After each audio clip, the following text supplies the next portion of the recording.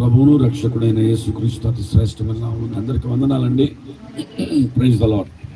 మరి నన్ను ఈ కోడికకు కడవరి ఉద్యమానికి ఆహ్వానించినటువంటి ప్రియ దైవ సేవకులు భరత్ కుమార్ గారికి వందనాలు. వేదికను అలంకరించిన గనులైన సేవకులందరికీ కూడా ప్రభు పేరిట వందనాలు తెలియజేస్తూ ఉన్నాను. రాత్రి సుదీర్ఘమైన ప్రయాణం చేసి ఉదయం 3ంటికి సూర్యాపేటకు వచ్చాను. నిద్ర లేదు. మొన్న రాత్రి 11 వరకు మాట్లాడాను. నిన్న రాత్రి 11 వరకు మాట్లాడాను. మరి మాట ఇచ్చిన కారణాన రావడానికి దేవుడు కృపనిచ్చాడు. అందుని బట్టి నేను ప్రభు వందనాలు చెల్లిస్తున్నాను. కొంచెం గొంతు కూడా పోయింది, సహకరించండి. మరి ఐఎమ్ సో హ్యాపీ. ప్రార్థన వీరులు, ప్రార్థన ఉద్యమాలు, ప్రార్థన గుంపులు అంటే సంతోషించే వారిలో మొదటిగా నేను ఉంటానండి. దేవునికి స్తోత్రం కలుగునుగాక. ఒక స్టేట్మెంట్తో నేను ఈ నా ప్రసంగాన్ని ప్రారంభిస్తాను. ప్రసంగించేవాడు ప్రజలకు కనబడతాడు, ప్రార్థించేవాడు ప్రభు కనబడతాడు. ఆమెను చెప్తారా?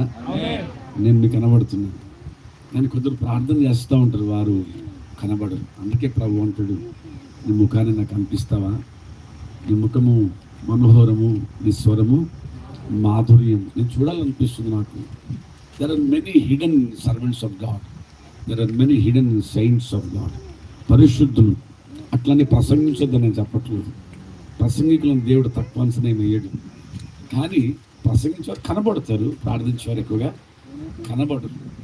కొన్ని గంటల తరబడి ప్రార్థించే ఆ సేవకులు నేను ఎరుగుతున్నాను. దేవుని బిడ్డలరా, వారికి అట్టాసాలు, ఆరుబాటాలు ఇవన్నీ ఏమి ఉండవు. మరి ఇందాక సహోదరులు ఇద్దరు సాక్ష్యం చెప్పారు, సహోదరు సాక్ష్యం చెప్పారు. చాలా బాగుంది, చాలా చక్కగా అనిపించింది.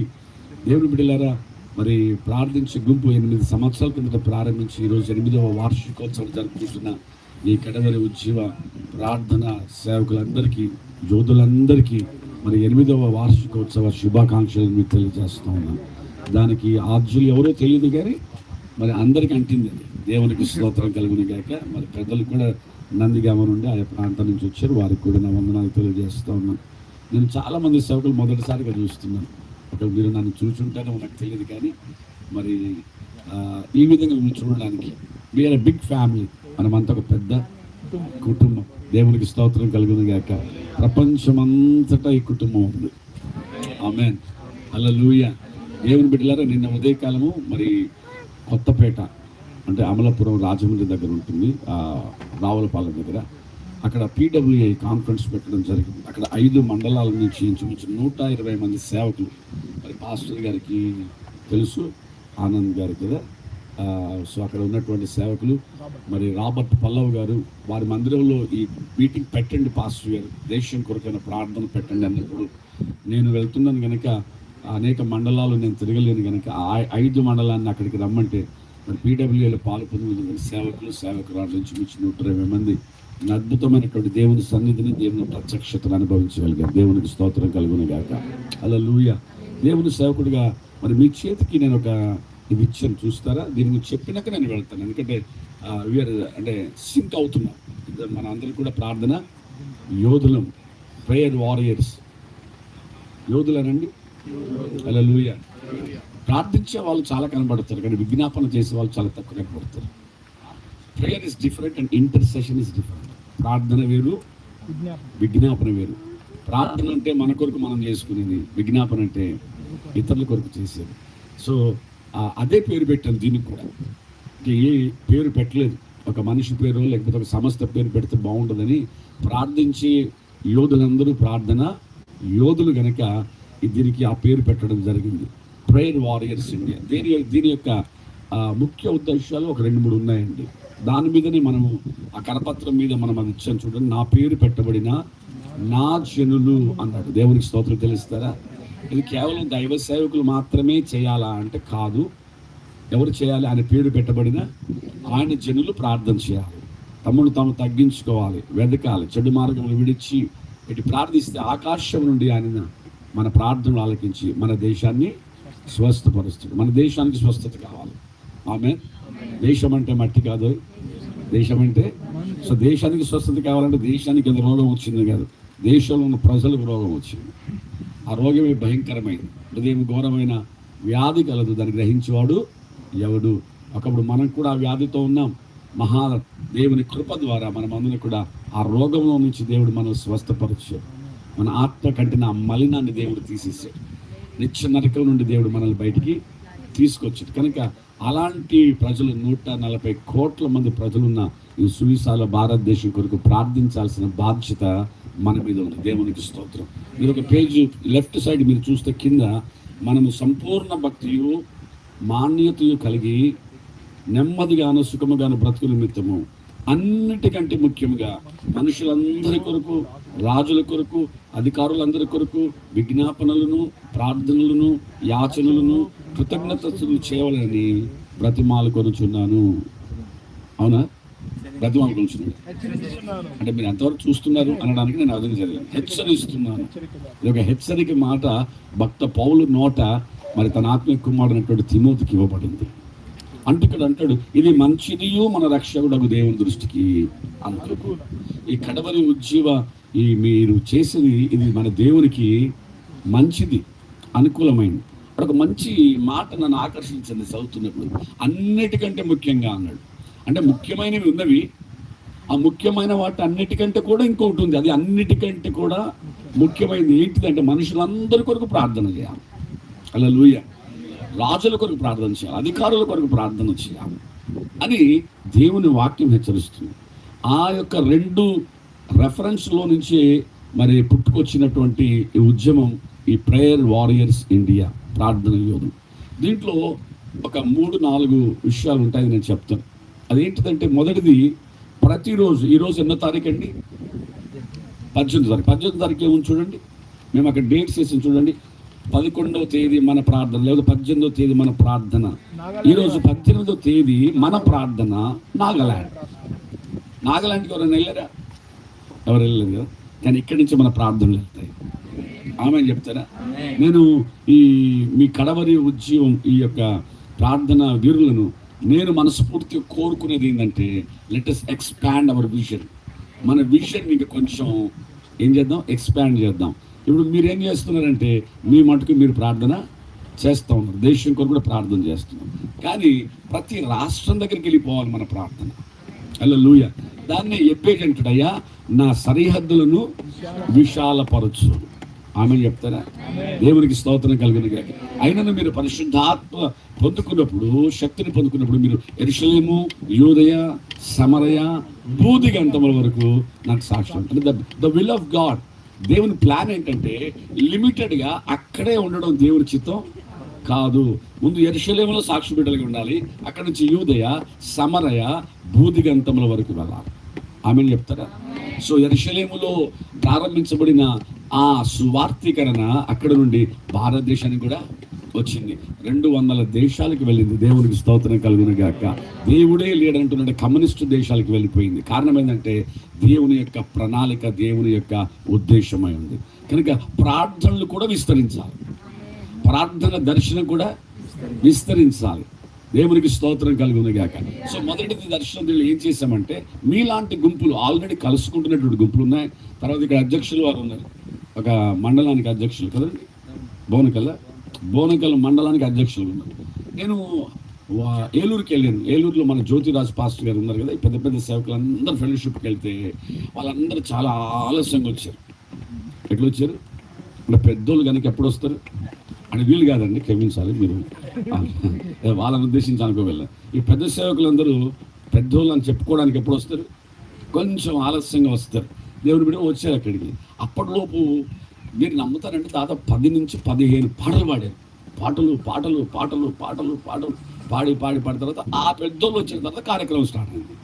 అప్పటిదాకా వస్తూనే ఉన్నారు. విచిత్రం ఏంటంటే ఈ వస్తున్న వీళ్ళందరూ పాస్టర్లే, ఒక్కరికి క్రమం లేదు. సంఘంలో ఏమో అందరినీ సమయానికి రమ్మంటారు, కానీ ఈ పాస్టర్లు చూస్తే మాత్రం 11:30 దాకా వస్తూనే ఉన్నారు. ఇక మెయిన్ లీడర్లు వచ్చేసరికి అంతా నిండిపోయింది. నాకు బాధ. ఆ రోజు వర్తమానం నేనే చెప్పాలి. నాకు చాలా బాధ అనిపించింది. నేను ఎక్కడికి వెళ్ళినా బ్రదర్ నాకు 11:30కు ఉండమన్నాడు. ఇక్కడ 11 గంటల 36 నిమిషాలకు ఉన్న, అది కూడా కాటు కలిసానంటారుగా, అటేటో తీసుకెళ్ళిపోయాడు మా డ్రైవర్. లేకపోతే 11 గంటల 25 నిమిషాలకి ఇక్కడ ఉండాలి. దేవుని బిడ్డలారు గమనించండి, దేవుని కార్యాలు మన జీవితంలో జరగాలంటే మనం ఎంత ప్రార్థన చేస్తున్నాం అన్నది ముఖ్యం కాదండి. బాగా గమనించాలి. ఎంతవరకు దేవునికి విధేయులమై ఉంటున్నాం అన్నది చాలా ప్రాముఖ్యం. దేవునికి స్తోత్రం కలిగింది.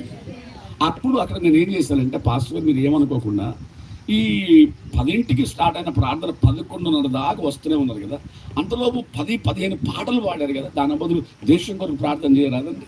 ఒక వ్యక్తి నిలబడి ఒక రెండు రాష్ట్రాల గురించి చెప్తుంటే వచ్చిన వాళ్ళు ప్రార్థన చేస్తారు కదా అన్నప్పుడు అది చాలా చక్కగా నచ్చింది వాళ్ళకి. ఈ విధంగా ఫెలోషిప్స్ కూడా దీన్ని అడాప్ట్ చేసుకుంటున్నాయి. అడాప్ట్ చేసుకొని ఫెలోషిప్కి వెళ్ళిన తర్వాత 10 మంది ఉన్నారనుకోండి, ఒక్కొక్కరు 3 రాష్ట్రాల కోసం ప్రార్థన చేస్తే 30 రాష్ట్రాలు అయిపోతాయి. మన భారతదేశంలో 28 రాష్ట్రాలు, 8 కేంద్ర పాలిత ప్రాంతాలు ఉన్నాయి. అన్ని ఉన్నాయన్న సంగతి కూడా దైవ సేవకులకు తెలియదు. ఈ షీట్ వచ్చిన తర్వాతనే కొన్ని 100 మంది నాకు ఫోన్ చేసి చెప్పారు, అయ్యా మాది ఏసీ చర్చ్ కానీ భారతదేశంలో ఎన్ని రాష్ట్రాలు ఉన్నాయో మాకు తెలియదండి అన్నాడు. అంటే వాళ్ళని నేను ఏమంటలేను, అంటే నేను అంటే దే ఆర్ లిమిటెడ్, సంకుచితమైన నేను, నా సంఘం, నా దర్శనం కొంచెం అయితే కొంచెం దూరం, అంతేగాని నేను భారతదేశంలో పుట్టాను కదా, నా భారతదేశం కొరకు ఎందుకు ప్రార్థన చేయొద్దు అనేటువంటి ఒక ఆలోచనలోనికి రాలేకపోయారు.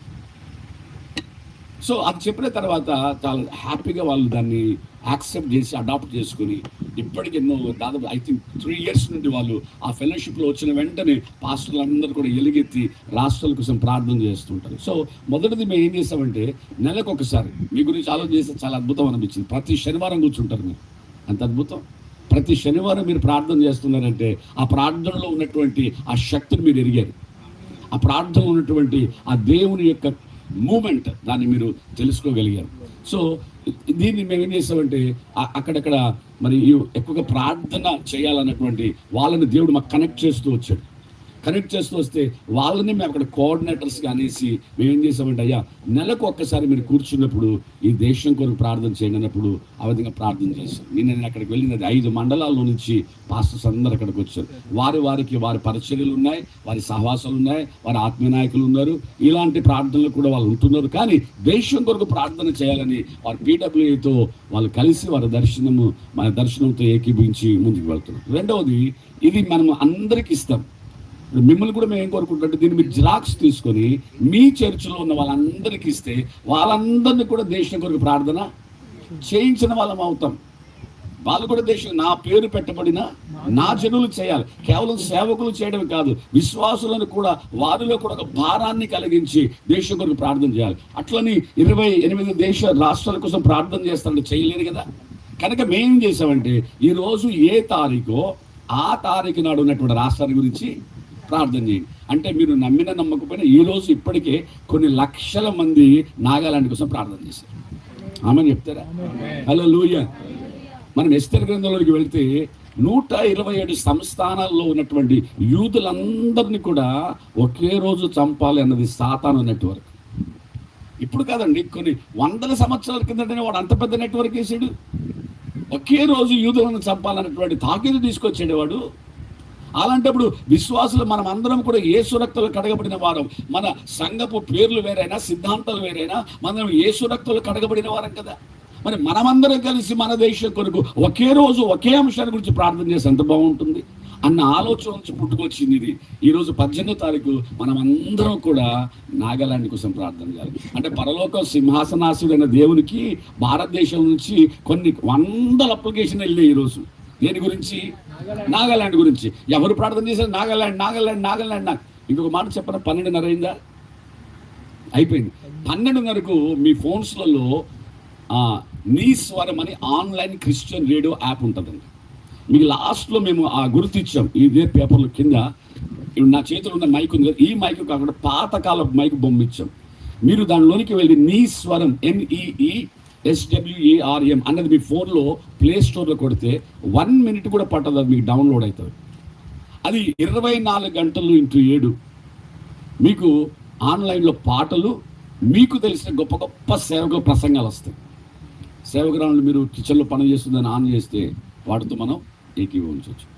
ఆ యాజమాన్య వాళ్ళు మా స్టేటస్లో చూసి వారు మాకు ఫోన్ చేశారు, అయ్యా మా క్రిస్టియన్ ఆన్లైన్ రేడియోలో ప్రసంగం చేయాలంటే అర్ధగంట చేయాలంటే మేము 1000 రూపాయలు 1500 తీసుకుంటాం.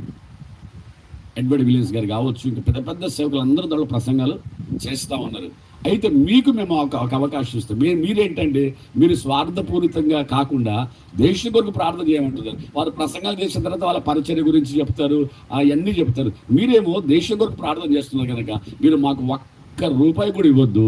ప్రతిరోజు మధ్యాహ్నం 12:30 ప్రే ఫర్ ద వరల్డ్ అన్న ట్యాగ్ మీద మీరు ప్రార్థన చేయగలరా అంటే మేము ఒప్పుకున్నాం. ప్రతిరోజు మధ్యాహ్నం 12:30 ఒక రాష్ట్రము ఒక దేశం కొరకు ప్రార్థించే ధన్యత దేవుడు మాకు ఇచ్చాడు. ఇది వెళ్ళిపోయిన తర్వాత ఏమైందో తెలుసండి, 200 దేశాలలో నుండి మన తెలుగు ప్రజలు ఎక్కడ ఉన్నా 12:30, మనకు 12:30 టైం, వాళ్ళకు వాళ్ళ టైమింగ్స్లో వస్తుంది. అప్పుడు వాళ్ళు దాన్ని ఆన్ చేసుకొని వాళ్ళు ప్రార్థన చేస్తున్నారు. దేవునికి స్తోత్రం. గత మాసం స్టాటిస్టిక్స్ మాకు పంపించారు. 122 దేశాల్లో నుంచి మన హిందూ అంటే దేవుని బిడ్డలు ఆ ప్రార్థనతో ఏకీభవించారు. ప్రతిరోజు 30,000 నుండి 50,000 మటుకు ఏకీభవిస్తున్నారు. దేవుని బిడ్డల దర్శనము దేవుని ద్వారా జన్మించబడితే దానిని మనం ముందుకు తీసుకెళ్లాల్సిన అవసరం లేదు. దేవుడే దాన్ని ముందుకు తీసుకెళ్తాడు. కనుక మూడవది అదేంటిదంటే సంఘాలలో ప్రార్థన చేయిస్తాం. తర్వాత నాది మీరు ఆ స్టేటస్ చూస్తే, నా ఫోన్ నెంబర్ ఉన్న వాళ్ళ స్టేటస్ చూసినా ఈ పీడబ్ల్యూఎల్ ఎంతమంది ఉన్నారు వారందరూ ఏం చేస్తామంటే స్టేటస్లలో నేటి మన ప్రార్థన ఒక దేశం, ఈ 2 స్టేటస్లో పెట్టేస్తాం. అప్పుడు మన స్టేటస్ చూసిన అనేకులు కూడా వాళ్ళు కూడా ప్రార్థన చేస్తారు. మీ చేతికి ఇవ్వబడిన షీట్లో ఎక్కడ ఎవరి పేరు ఉండదని. ఇందాక సహోదరుడు పిలుస్తూ దీనికి నాయకుడు ఎవరు లేరు, అందరం కూడా నాయకులు. ఎంత మంచి తాత్పర్యం అంటది. ఒక పెద్ద లేకపోతే నేను మనగాన్ని, లేకపోతే నేను మన తెలంగాణ భాషలో నేను పెద్ద తోపు అన్నటువంటి భాష కాకుండా మనం అందరం సేవకులమే, అందరం కలిసి ప్రార్థన చేద్దాం. సో పీడబ్ల్యూఎల్ కూడా ఎవరు పెద్దలు ఏమి లేరండి. ఆ దర్శనాన్ని దేవుడు రిలీజ్ చేశాడు, అది వెళ్ళిపోయింది. ఈరోజు భారతదేశంలో 28 రాష్ట్రాలకు వెళ్ళిపోయింది. హిందీలో, తెలుగులో, తమిళ్లో, కన్నడలో, ఇంగ్లీష్లో అది తర్జుమా చేయబడింది. నార్త్లో ఉన్నటువంటి నేవీకి వెళ్ళిపోయింది, ఆర్మీకి వెళ్ళిపోయింది. ఈ విధంగా ఆ 3 అంటే రక్షణ శాఖలకు అది వెళ్ళిపోయింది. అందరూ ప్రార్థన చేస్తున్నారు. నేను నమ్ముతున్నాను ఏదో ఒక రోజు భారతదేశంలో ఒక బలమైన ఉద్యమాన్ని మనం చూడబోతున్నాం. అదే మీరు పెట్టారు, ఉద్యమం కాదు, కడవరి విజ్ఞాపన, చివరి దినాలలో చేసే విజ్ఞాపన. కనుక సేవకులారా, మీకు ఇష్టమైతే మన భరత్ కుమార్ కావచ్చు, ఇంకా ఎవరున్నారు మీరు అందరూ కూడా మీరు చేస్తున్న ప్రార్థనలో దీన్ని కూడా మీరు కలుపుకుంటే దేశం మేము ఏం చేసామండి, కేవలం ఇన్ఫర్మేషన్ ఇచ్చాం. ఆంధ్ర రాష్ట్రంలో ఎంతమంది ప్రజలు ఉన్నారు, ఎన్ని జిల్లాలు ఉన్నాయి, ఎన్ని రాష్ట్రాలు ఉన్నాయి, ఎన్ని మండలాలు ఉన్నాయి, అక్కడ ముఖ్యమంత్రి ఎవరు, ప్లస్ దాంట్లో మీరు చూస్తే ఈరోజు మనం ప్రార్థన చేస్తుంటే ఈరోజు దేశంలో ఉన్న ఒక పరిచర్య పేరు ఇచ్చాం. దేశంలో ఆంధ్ర రాష్ట్రం గురించి ప్రార్థన చేసినప్పుడు దేశం మొదటిది మన ప్రార్థన దేశంలో ఉన్న హోసన్న సంఘములన్నిటి కొరకు ప్రార్థన, ఇండిపెండెంట్ సంఘములన్నిటి కొరకు ప్రార్థన, హెబ్రోన్ పరిచర్యల కోసం ప్రార్థన. అంటే కొంచెం పెద్దగా ఉన్నటువంటి పరిచర్యలన్నింటినీ అక్కడ కింద పెట్టడం జరిగింది. కనుక ఇది ఈ పీడబ్ల్యూ గురించినటువంటి మరి చిన్న ఇంట్రడక్షన్ అండి. సరే, మీరు మీ ప్రార్థనలో పెద్దలు మాట్లాడుకోండి. మీరు కూర్చున్న ప్రతిసారి కూడా ఒక 10 మంది సేవకులు కూర్చున్నారా, 13లా మీరు ఆల్రెడీ ఎప్పుడైతే ప్రార్థన చేస్తున్న సమయంలో ఈ షీట్ మీరు పెట్టుకొని ఒక 3 అంశాల గురించి మీరు ప్రార్థన చేస్తే దేశం కొరకు ప్రార్థించే ధన్యత భాగ్యం మీరు పొందుకున్న వారైతే అట్టి కృప దేవుడు మనకు దయచేయును గాక. ఈ సమయంలో వాక్యంలోకి వెళ్దాం. మరి అయ్యగారు ఏమో మీ ఇష్టం అండి పెంతెకోస్తు ప్రసంగం ఏమన్నాడు ఆయన. పెంతెకోస్తు ప్రసంగం అంటే కళ్ళని మూసుకొని ఆత్మ ఎంత నడిపిస్తే అంత నడిపించడం. కానీ మనకు పెద్ద పరీక్ష పెట్టినట్టుందిగా. మీరన్నా కింద కూర్చున్నారు, మేము పైన కూర్చున్నాం, తడిసిపోతా ఉన్నాం.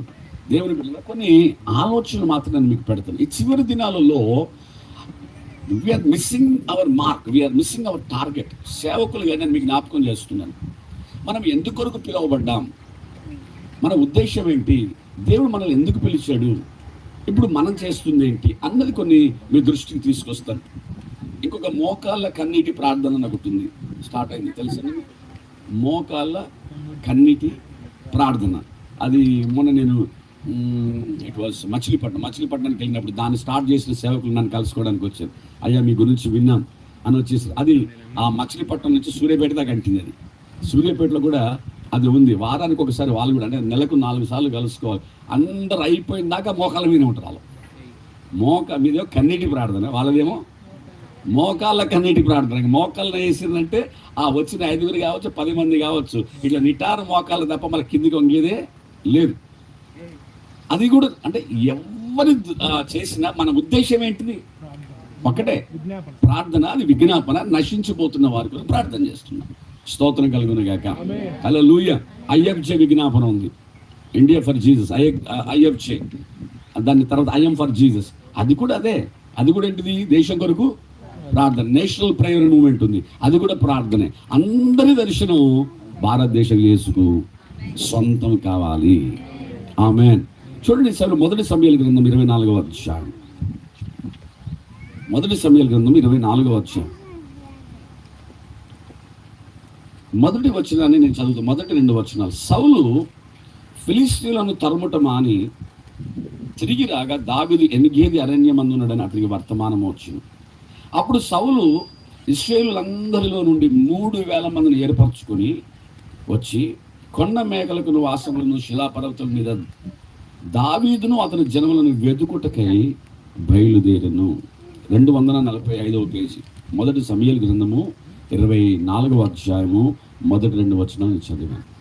దేవుని బిడ్డలారా, ప్రియ దైవజనుడా, ఈరోజు నేను అంటున్నాను, what is our machine? What is our priority? ప్రాధాన్యత, ప్రాముఖ్యత ఏంటి? అయితే మన సేవలో, అంటే మనం అంటున్నప్పుడల్లా మీడియాని తీసుకోకండి. నేను మాట్లాడుతున్నప్పుడల్లా సేవకులు అంటే భారతదేశం కావచ్చు, ప్రపంచంలో ఉన్న ప్రతి సేవకుడు కావచ్చు. ఎందుకంటే కొన్ని ఎట్లా అనుకుంటారంటే మమ్మల్ని టార్గెట్ చేసి చెప్పారంట. నేను సేవకునే. టార్గెటెడ్ మెసేజ్ కాదు, ప్రస్తుతం నడుస్తుంది ఏంటిది అన్నదే మన దృష్టికి తీసుకొస్తున్నాం. దేవుని బిడ్డలారా, మనం గమనించాలి, చివరి దినాలలో దేవుడు మనకిచ్చినటువంటి బాధ్యత, భాగ్యం ఏంటిది అని ఆలోచన చేస్తే చూడండి, ఎహెచ్కేలు గ్రంథము 38వ అధ్యాయం 7వ వచనం. ఎవరైనా తీసుకున్న వాళ్ళు చదవండి. ఎహెచ్కేలు 38:7. నీవు సిద్ధముగా ఉండు. అంటే ఒక లేకపోతే దైవజనుడు, దైవజనుడా నీవు సిద్ధముగా ఉండుము. నీవు సిద్ధపడి నీతో కూడా కలిసిన సమూహం అంతటిని సిద్ధపరచుము. వారికి నీవు కావలి అయి ఉండవేది. కావలి కాసేవాడే కాపరి. ఆమె చెప్తారా? కాపరి ఏం చేస్తాడు? ఉన్నటువంటి ఆ గొర్రెలకు మేత పెడతాడు, తర్వాత వాటికి కాపలిగా ఉంటాడు. యెహోవా నా కాపరి, నాకు లేమి కలదు. దావీదు ఆ మాట చెప్తున్నాడు. ఎందుకంటే ఆయన ఒక కాపరిగా ఉన్నాడు కనుక ఆ కాపరత్వంలో ఉన్నటువంటి ఆ మాధుర్యాన్ని అనుభవించాడు, ఆ భద్రతను తెలుసుకున్నాడు, ఆ అభిషేకాన్ని తెలుసుకున్నాడు. ఆయన కేవలం కాపరిగా అంటే కేవలం గొర్రెలు తీసుకోపోయిన వ్యక్తి కాదు, కానీ కొన్నిసార్లు సింహము దాడి చేసినప్పుడు ఆ సింహము దాటి నుండి ఆ గొర్రెను రక్షించాడు. తర్వాత ఎలుగుబంటి వచ్చినప్పుడు దాని నుండి ఆయన కాపాడు. అంటే గొర్రెలకు కాపరిగా ఉండడం అంటే కేవలం పచ్చగా ఉన్నటువంటి బయళ్ళ దగ్గరికి తీసుకెళ్ళడం కాదు, కానీ దానికి కాపలు కూడా ఉండాలి. సో ఈరోజు నేను అంటాను, సేవకుడిగా ద ప్రయారిటీ ఏంటిదంటే, మనము దేవుడు మనం నమ్మి మనకు ఒక గుంపునిచ్చాడు. ఆమె చెప్తారా? అది 10 మంది కావచ్చు, 200 కావచ్చు, సతీష్ కుమార్ లెక్క 1,00,000 కావచ్చు, అది ఏదైనా కావచ్చు. But you are a shepherd. నువ్వు ఒక కాపరివి. బైబిల్ అంటుంది, ఓ కాపరి, ఓ దైవజనుడా, నీవు సిద్ధపడి నీతో కలిసిన సమూహం అంతటిని సిద్ధపరచాలి, వారికి కావలిగా ఉండాలి. దేవునికి స్తోత్రం కలుగును గాక. అవునంటారా కాదంటారా? చెప్పండి. దేవుడు మనకు ఒక సంఘాన్ని ఇచ్చాడు. ఆ సంఘ బాధ్యత దేవుడు మనకి ఇచ్చాడు. విశ్వాసికి ఆ బాధ్యత లేదు. సంఘంలో ఉన్న కాపరికి మనకు బాధ్యత ఉంది. సంఘ పెద్దగా బాధ్యత లేదు. ఆదివారం వచ్చేసరికి ఒక వర్తమానం సిద్ధపడతాం. ఇంతకు ఏదో సహోదరు చెప్పింది, ఈ కడవరి ఉద్యమం ఇది స్త్రీలను కూడా ఎంకరేజ్ చేస్తుంది, ప్రోత్సహిస్తుంది. అంత అద్భుతమైన మాట. కొందరు ఆ డినామినేషన్స్ తలకాయలు పలగొట్టుకుంటారు స్త్రీ సంఘంలో. మాట్లాడొద్దు అని. ఏమి సాధించావయ్యా నువ్వు మాట్లాడకుండా ఉంటే? ఆమె ఇంట్లో కూడా మాట్లాడతలేదు ఆయనతో. ఒకసారి ఇంట్లో కరిఫ్యూ పెట్టిందంట. ఎందుకు మాట్లాడతలేవు అంటే, నువ్వు సంఘంలో మాట్లాడొద్దు అన్నావు కదా, ఇక ఇక్కడేంది నేను మాట్లాడని పోన్నదట. అంటే చూడండి, సువార్థీకరణ అడ్డగించడానికి దుష్టుడు ఎన్ని ప్లాన్లు వేస్తున్నాడు. అవును కదండి, మన బైబిల్లో ఉంది కదా స్త్రీలు మాట్లాడొద్దని. వీళ్ళు ఏంటంటే సబ్జెక్ట్ తెలియదు, వీళ్ళకు హిస్టరీ తెలియదు, ఏం తెలియదు. దేవుని బిడ్డలారా, అప్పుడు సంఘంలో మధ్యలో ఒక తెరే కట్టేదట.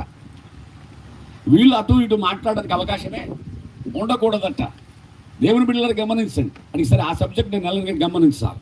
సో ఇప్పుడు మన పిలుపు ఏంటిదంటే, మనము సిద్ధపడాలి, మనతో కలిసిన సమూహం అంతటిని సిద్ధపడాలి. ఈరోజు నేను అడుగుతున్నాను, చాలామంది ఆ పిలుపు నుండి పక్కకు పోయారు. మీకు తెలుసో తెలీదు, ఈ మధ్యలో రాజకీయాలు ఎక్కువైపోయినాయి. ఈ మధ్యలో ఫెలోషిప్లను ఎక్కువైపోయాయి. పేరు, ప్రఖ్యాతి, కీర్తి, గొప్పతనం ఇవి సంఘంలోనికి వచ్చేసింది. తెలియకుండానే బండ మీద సర్పము జాడ అన్నట్టుగా సాతానుడు దుష్టుడు ప్రవేశించాడు. అయ్యగారు అప్పటిదాకా మంచి పరిచయం చేసి ఈ చివరి దినాలు లేకపోతే వయసు పడిన తర్వాత తాను కొంచెం గుర్తింపు కోసం ప్రయత్నం చేయడము, లేకపోతే ఇంకేదో దాని గురించి అంటే చెయ్యాల్సింది పక్కకు పెట్టేసి అవసరం లేని దాంట్లోనికి తల దూరుస్తుంది. ఏమంటే ప్రపంచం పేరు చెప్పిన మధ్యలో ఒకసారి నేను వైజాగ్ నుండి హైదరాబాద్కి ఫ్లైట్లో వస్తున్నాను. ఆ ఫ్లైట్లో వస్తే దిగిన తర్వాత అందరు లేచి సూట్ కేసులు పట్టుకుని దిగుతూ ఉంటాం. దిగే టైం కొంచెం లేట్ అయిపోయింది, ఫాస్ట్గా దిగట్లేదు.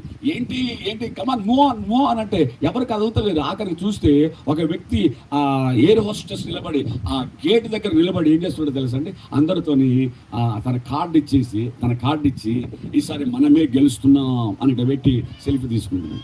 సో ఒక్కొక్కరు కూడా ఆయనను గుర్తుపట్టి అమ్మో ఈయన అనేసి వాళ్ళు కూడా నవ్వుకుంటా ఒక సెల్ఫీ తీసుకున్నారు. తీరా నేను వచ్చేసరికి ఆయన గుర్తుపట్టి ఆయన వందనాలు అన్న ప్రైజలాడన్నాను. బాగున్నావు పాస్టర్ గారు అని మీరు కింద వెయిట్ చేయండి, నేను వస్తున్నాను మీతో మాట్లాడాలని. సరే అన్నాను. అంత అయిపోయింది. కిందికి వెళ్ళిపోయిన తర్వాత ఆయన తన పర్సనల్ నంబర్ నాకు ఇచ్చి అంటాడు, అన్న బ్రదర్ మీ సూర్యాపేట నియోజకవర్గం నుండి మీరు ఎమ్మెల్యేగా నిలబడాలి, నేను మీకు సీట్ ఇస్తాను అని. ఏమిస్తాడంట నాకు? దేని కొరకట్ట? ఒకప్పుడు ఆయన అపాయింట్మెంట్ తీసుకోవడానికి ప్రధానులు లైన్లో నిలబడ్డారు. ప్రపంచం ఉన్న ప్రతి దేశాధ్యక్షుడు ఈయనతో మాట్లాడడానికి లైన్లో నిలబడితే ఇప్పుడు ఈయన లైన్లో నిలబడి వచ్చేటోళ్ళందరికీ కార్డులు పంచుకుంటూ ఇట్లా పెట్టి ఈసారి మనమే గెలుస్తున్నాము అన్నాడు. డిపాజిట్ కూడా రాలే. ఆయన పక్షంగా నిలబడ్డారు. ఈ డిపాజిట్ కూడా మీకు పేరు తెలిసిపోతుంది, నేను చెప్పొద్దు. దేవుని అంటే నేను ఎందుకు చెప్తున్నా, ఒక వ్యక్తిని విమర్శించడానికి కాదు. ఒకప్పుడు నీ ముందు దేశ అధ్యక్షులు వాళ్ళు నిలబడ్డారు, మీరు గొప్ప సేవకుడుగా చూశారు. ఆయన మీటింగ్ పెడితే లక్షల మంది వచ్చేది. అంటే నీకు ఇవ్వబడిన దర్శనంలో నుండి ఏమయ్యాడు అంటే నువ్వు గెలిస్తే ఒక రాష్ట్రానికి ముఖ్యమంత్రి అవుతావేమో, కానీ దేశాధ్యక్షులు నీతో కూర్చోడానికి భయపడ్డారు కదా. ఒకప్పుడు అపాయింట్మెంట్ తీసుకోవడానికి వాళ్ళు లైన్లో నిలబడ్డారు కదా. ఈరోజు ఒక ఏమంటారు బఫూన్ అయిపోయాడు, ఆటబొమ్మ అయిపోయాడు, ఆడుకుంటున్నారు అతన్ని. దైవశుడు అంటున్నాడు, వాట్ ఈస్ యువర్ కాల్? నీ పిలిపేంటి? మనము సిద్ధపడాలి. మనతో కలిసిన సమూహం అంతటిని క్రీస్తు రాకడ కొరకు సిద్ధపరచాలి. ఆమె చెప్తారా? చాలా బాధాకరం ఏంటంటే మనమే సిద్ధపడలేదు. మనము సిద్ధపడినప్పుడు మనతో కలిసిన సమూహాన్ని మనం సిద్ధపరచలేము. అంటే నేను గమనించింది ఏంటంటే చివరి దినాలలో సాతానుడు మనలోనికి అనగా దైవజనులలోనికి ఒక గుర్తింపు రావాలి, ఒక పేరు రావాలి, ఒక ప్రఖ్యాతి రావాలి, ప్రజలందరూ నన్ను గుర్తించాలి, అందరూ నన్ను చూసి వావ్ ఎంత పెద్ద సేవకుడు అని అనిపించుకోవాలి. అది మనకు దూరం అవునుగాక. నీవు సిద్ధపడువు, నీతో కలిసిన సమూహం అంతా సిద్ధపరచుము, వారికి కావలిగా ఉండుము. ఎందుకంటే ఎవరిని మునిగుందినా అని గర్జించు సింహం వలె మునిగుతున్నాడు కదా సంఘములో నుంచి. మన దాని పేరు చెప్పరండి, జస్ట్ 1 వీక్ అయిపోయింది. ఒక గొప్ప సేవకుడు, ఆయన పెద్ద సంఘం ఉంది. ఆయనకు హైదరాబాద్లోనే 2 పెద్ద సంఘాలు ఉన్నాయి. ఆయన నాకు ఫోన్ చేసి అర్ధరాత్రి 11:30 ప్రాంతంలో ఫోన్ చేసి బోర్ని ఏడుస్తున్నాడు. ఏంటి పాస్టర్ గారు ఎందుకు ఏడుస్తున్నట్టు? ఇది ఎవరికి చెప్పుకునేది కాదు కదండి, ఇజ్జత్ పోద్దండి బయట చెప్పుకుంటే. కొంచెం నేను అతనికి ఆత్మీయ నాయకుడిగా ఉంటాను అని అన్నాడు. అన్న నా చర్చిలో నుంచి 6 బయటకు వెళ్ళిపోయారు. ఆఖరికి దానికి కారకున్న ఒక వ్యక్తిని పిలిచట 2 చేతులు పట్టుకొని, తమ్ముడు నా వల్ల నీకు ఏమైనా బాధ అయితే నన్ను క్షమించు, నువ్వు దయచేసి సంఘం నుంచి వెళ్ళిపోవద్దు అని చెప్తే సరే అన్నాడంట. వచ్చే వారం నిన్ను చూడాలంటే సరే అన్నాడంట. వచ్చే వారం ఆయన రాలేదు కదా, ఆయనతో పాటు 6 తీసుకుని బయటకు. అంతటితో ఆగాడా? లేదన్నా నాకు ఇంకొక దగ్గర చర్చ్ ఉందన్నా, ఆ చర్చి చాలా పెద్దదన్నా. ఆ చర్చిలో ఒక వ్యక్తి ఉంటాడు, ప్రస్తుతం ఆయన కట్టుకునే ఇల్లు 60 కోట్లతో కట్టుకుంటున్నాడు. 60 crores ఆయన కట్టుకునే ఇల్లే 60 కోట్లు. ఆ చర్చిలో ప్రతిదీ కూడా ఆయన స్పాన్సర్ చేస్తాడు. ఎంత పెద్ద మీటింగ్ ఏదైనా స్పాన్సర్ చేస్తాడు. గత వారం నాకు ఫోన్ చేసి అన్నయ్య మాస్టర్ గారితో అంటున్నాడట, అయ్యా ఇక వచ్చే ఆదివారం నుంచి నేను రాలేకపోవచ్చు, నేను రాను అన్నాడట. దేవుని బిడ్డలారా, నేను మీకు ఒక మాట చెప్పనా, పేరు చెప్పను కానీ ఈ వ్యక్తి ఆదివారం తప్ప ఎప్పుడు తన చర్చిలో ఉండడు. ఆయన అంటే నేను దేవుడిని వాడుకుంటున్నాడు కదా అన్న ఉద్దేశంతో సోమవారం బయటికి వెళ్తే శనివారం దాకా తిరుగుడే. ఆదివారం పొద్దున్నే వచ్చేసి ఆదివారం వచ్చే చర్చిలో నిలబడే ప్రసంగం చేస్తాడు. సంఘానికి అందుబాటులో లేడు. సంఘంలో ఉన్నటువంటి వారి యొక్క ఆ బాధలు సాధక బాధలు అంటారు కదా, ఇది చెప్పుకోవడానికి అయ్యగారు మాకు అందుబాటులో లేడు. మీరు మేము ఎవరికి చెప్పుకోవాలి? పక్కన ఒక చర్చ్ ఉంది, ఆ అయ్యగారు ఎప్పుడు వాళ్ళ విశ్వాసాలకు వెన్నంటే ఉంటాడు. కావలి అయి ఉండుము అన్నటువంటి ఇది ఇక్కడ జరగట్లేదు. 60 కోట్లు పెట్టుకుంటున్న ఇల్లు ఆయన కూడా అంటాడు, పాస్టర్ గారితో ఎప్పుడైనా మాట్లాడదామా, బిజీ, ఎప్పుడైనా ఆయన ఇంటికి పోయి కలుద్దామా, పలానా ఊర్లో ఉన్నాడు. నేను ఏం చేయాలండి? మాకు ఒక కాపరి కావాలి కదా. అంటే గమనించండి, తెలియకుండానే సైడ్ ట్రాక్ అయిపోతున్నాం, సంఘం పాడైపోతుంది. నీవు సిద్ధపడము, నీతో కలిసిన సమూహం అంతటిని సిద్ధపడచ్చు. ఇప్పుడు ఇంకొక రెఫరెన్స్ చూపిస్తాను చూడండి, కొలస్సీలకు రాసిన పత్రిక 1:28. కొలస్సీ 1:28. కొంత పౌలు చాలా అద్భుతమైన మాట రాస్తాడండి ఇక్కడ. ప్రతి మనుషుని క్రీస్తునందు సంపూర్ణునిగా చేసి ఆయన ఎదుట నిలబెట్టవలనని సమస్త విధములైన జ్ఞానముతోను మేము ప్రతి మనుషునికి బుద్ధి చెప్పుచు, ప్రతి మనుషునికి బోధించుచు ఆయనను మేము ప్రకటించుచున్నాం. దేవుని స్తోత్రం. తెలుస్తారా? Mister Paul, apostle Paul, what is your plan, what is your burden అంటే ఆయన అంటాడు, ప్రతి మనుషుని క్రీస్తు యేసు ఎదుట సంపూర్ణంగా చేసి వాళ్ళని నిలబెట్టాలి. ఆ విధంగా ఎంత అద్భుతమైన మాట అండి, ఎంత అద్భుతమైన బర్నింగ్ డిజైర్ ఉంది అతని లోపల. ప్రతి మనుషుని క్రీస్తు ఎదుట ఎట్లా చేయాలంట? సంపూర్ణనండి. ఏ సంపూర్ణుడు? క్రీస్తు యేసుకి కలిగిన సమానమైన సంపూర్ణత. దేవునికి స్తోత్రం కలుగునుగాక. సేవకుడు నేను అంటాను, మనము క్రీస్తు పోలికలోనికి రావాలి, మనతో కలిసిన సమూహం అంతా కూడా క్రీస్తు పోలికలోనికి రావాలి. ఇప్పుడు నేను సమూయేలు గ్రంథంలోనికి వెళ్తున్నాను. 1 సమూయేలు 24వ అధ్యాయం మనం చూస్తే, సౌలు ఫిలిష్తీయులను తరుముట మాని, చూడండి అక్కడ వీళ్ళు చదువుకున్నాం కదా, సౌలు ఫిలిష్తీయులను తరుముట మాని తిరిగి రాగా దావీదు ఎనికేది అరణ్యమందున్నాడని అతనికి వర్తమానము వచ్చెను. సో ఇక్కడ నేను అంటాను, దీనికి ఒక చిన్న హెడ్డింగ్ పెడతాను ఈరోజు నా మెసేజ్. ఏంటో తెలుసా? We're called for a purpose. ఆమె చెప్పండి. మనల్ని దేవుడు ఒక ఉద్దేశం కొరకు పిలిచి, మనందరిది ఒకే ఉద్దేశం. ఆమె చెప్తారా? సేవకులు ఇక్కడ ఎంతమంది ఉన్నారు, మనందరి పట్ల దేవునికి ఏముందంటే మనం అందరం సిద్ధపడాలి, మనతో కలిసిన సమూహాన్ని సిద్ధపరచాలి. రెండోది, మనతో కలిసిన ప్రతి మనుష్యుణ్ణి ఏం చేయాలి తెలుసా? క్రీస్తు యేసునందు సంపూర్ణునిగా చేయాలి. We have to bring them to the knowledge of Christ. అక్కడ అంటాడు, దేవుని యొక్క జ్ఞానం వాళ్ళకి ఇవ్వాలి. ఈరోజు మీరు సంఘంలోనికి వెళితే పెద్ద సంఘాలు కనబడుతున్నాయి నాకు. నేను చాలా సంఘాలకి వెళ్ళి నేను ఒక సంఘానికి వెళ్ళాను, చాలా ఆత్మీయతలు పెంచబడుతున్న సంఘం. చేతులు ఎత్తబడి దాదాపు 30-40 మంది ఇంకా బాప్తిజం తీసుకుని ఉన్నారు. ఆ సంఘంలో చేతులు ఎత్తలేదు వాళ్ళు. నేను రాత్రి పరిశుద్ధాత్మ చాలా బలంగా పనిచేశాడు. 12 మంది ముందుకు వచ్చారు, మేము బాప్తిజం తీసుకుంటాం. మొన్న ఒక చర్చికి వెళ్ళాను, క్వైర్లోనే ఒక 2 బాప్తిజం తీసుకున్నారు. తక్కిన వాళ్ళు ఎవరు బాప్తిజం తీసుకోరు, వాళ్ళందరూ క్వైర్లో నిలబడతారు. అంటే చూడండి, మీరు బాధపడకపోయిన ఒక మాట చెప్తాను, సంఘము ప్రజలతో నింపాలనే ప్రయత్నం చేస్తున్నాం కానీ ప్రభువుతో నింపడానికి ప్రయత్నం చేయట్లేదు. Note this point. మనకేం కావాలి? సంఘం అంతా ఫుల్గా ప్యాక్. అది ఆ రోజు సంతోషంగా కళ్ళ నిండా నిద్రపోతాడు దైవజనుడు. ఈరోజు గుడి నిండిపోయిందమ్మా పాస్టరమ్మ గారు, దేవునికి స్తోత్రం. గుడి ప్రజలతో నిండిపోయిందా? ప్రజలు దేవునితో నిండిపోయారా? హలో, ప్రజలతో, గుడి ప్రజలతో నింపబడడం గొప్ప కాదు.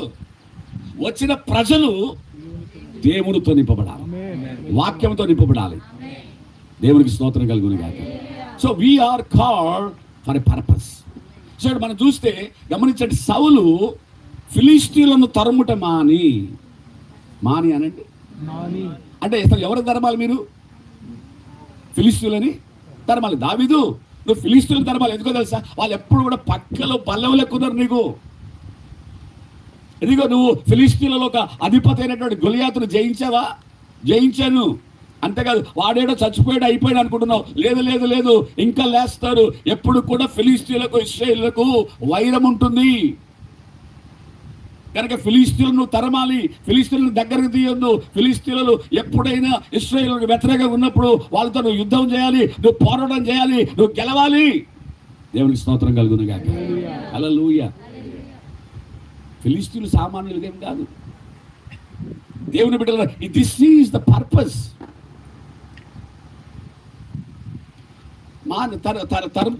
తరుముతూ ఎవరైతే అంటే ఏమంటారు లీడర్ ఉన్నాడో గొలియాతును ఏం చేశాడినా చెప్పండి, చంపేశాడు, అయిపోయింది. అంటే యుద్ధము చేయాల్సిన సౌలు ప్లేస్ని ఎవరు తీసుకున్నారు?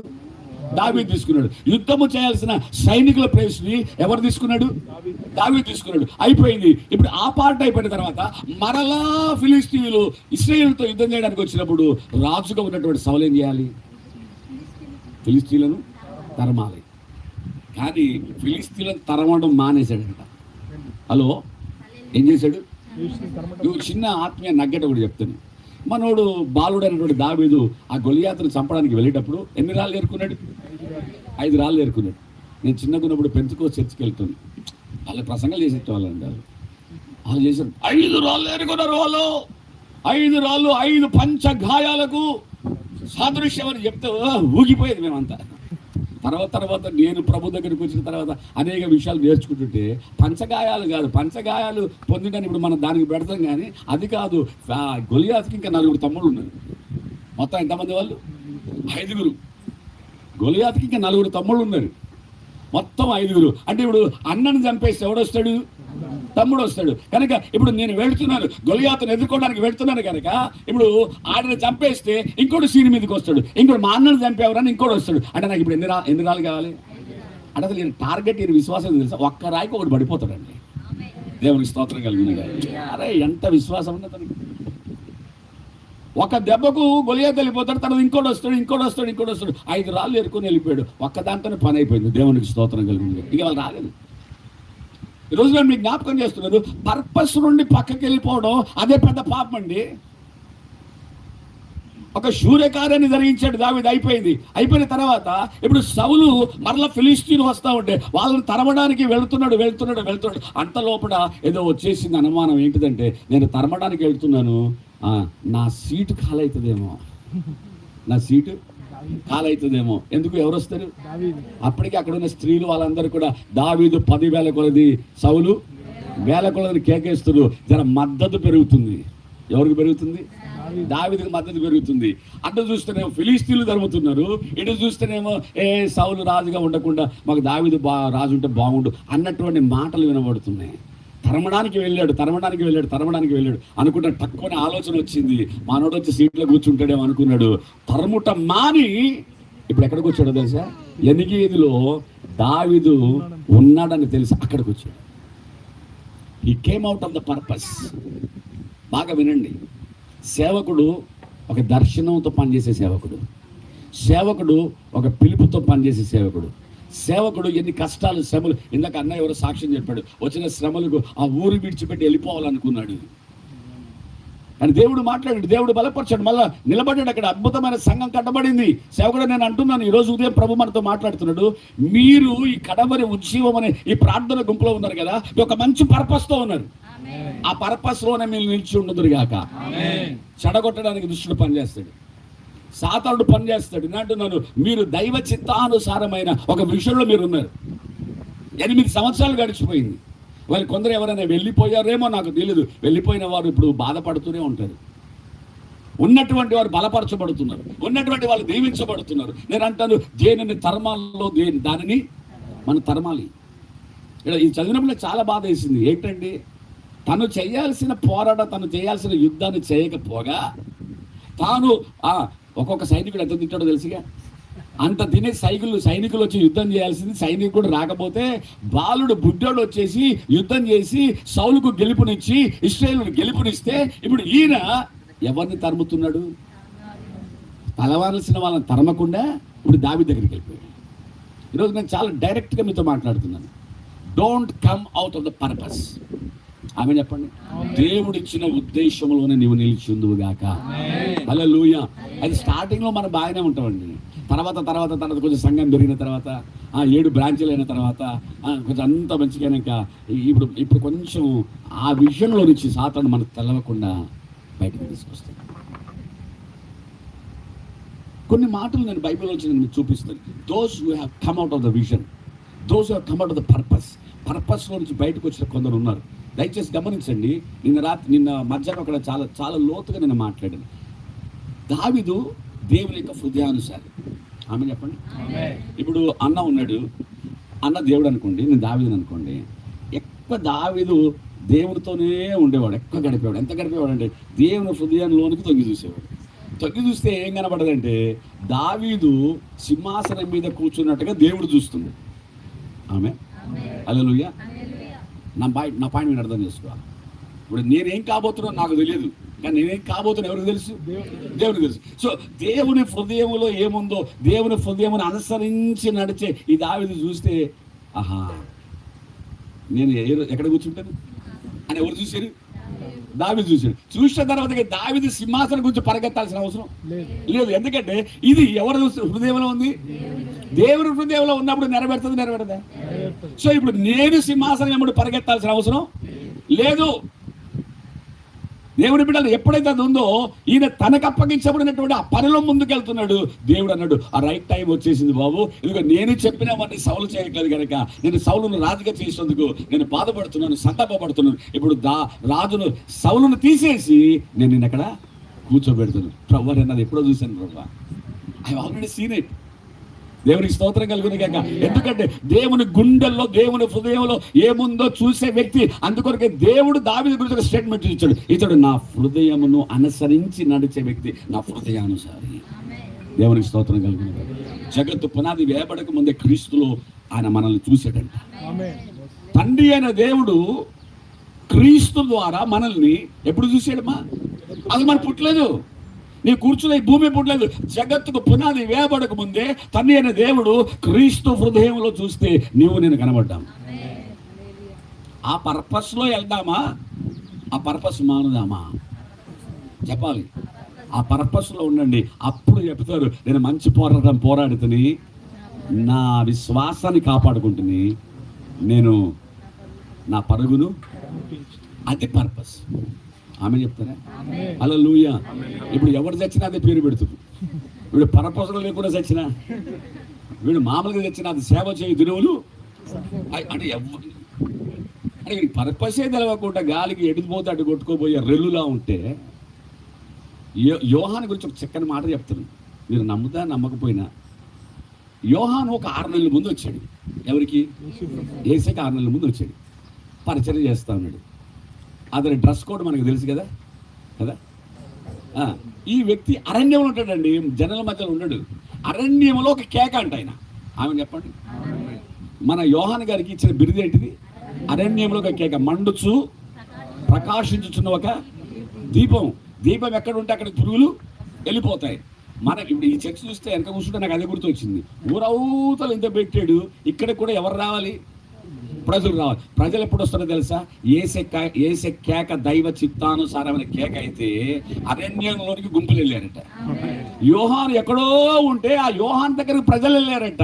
అరణ్యంలో కేక, ఆ కేక క్రీస్తుని గురించిన కేక, తన గురించిన కేక కాదు. నేనంటే ఏంది అని చూపించుకునే ఆ కేక కాదు. నా తిండి ఏంది, నా మెను ఏంది, నా డ్రెస్ ఏంది, ఇది చెప్పుకునే కేక కాదు. మనుషులు డ్రెస్ చూడడానికి రాలే, మనుషులు అతడు తినే భోజనం చూడడానికి రాలే, మనుషులు అతడు ఏదో బోధిస్తున్నాడు, ఆ బోధ వినడానికి వచ్చింది. ఆమె చెప్తారా? అయిపోయిన తర్వాత బాప్తిసం ఇవ్వడం ప్రారంభించాడు. బాప్తిస్మాలు ఇస్తున్నటువంటి వేళ ఒక వ్యక్తి అంత దూరం నుంచి నడుచుకుంటూ వస్తుంటే అతని వైపు చూశాడు. ఎదిగో లోక పాపములు మోసుకొని పోయే దేవుని గొర్రె పిల్ల. అందరి దృష్టి అటువైపు మళ్ళింది. చూస్తుంటేనే యేసుప్రభు వచ్చాడు. యేసుప్రభు వచ్చిన తర్వాత, బాబు యోహాను నాకు బాప్తిసం ఇవ్వయ్యా అన్నాడు. నేను నీకు బాప్తీసాడువా? నీ చెప్పుల వారాన్ని విప్పడానికి నేను యోగ్యుని కాదంటే, లేదు నీతి యావత్తు జరగాలి, నాకు బాప్తిసం ఇయ్యనుడు. బాప్తిసం తీసుకున్నాడు. అట్లా ఒడ్డుకొచ్చాడండి.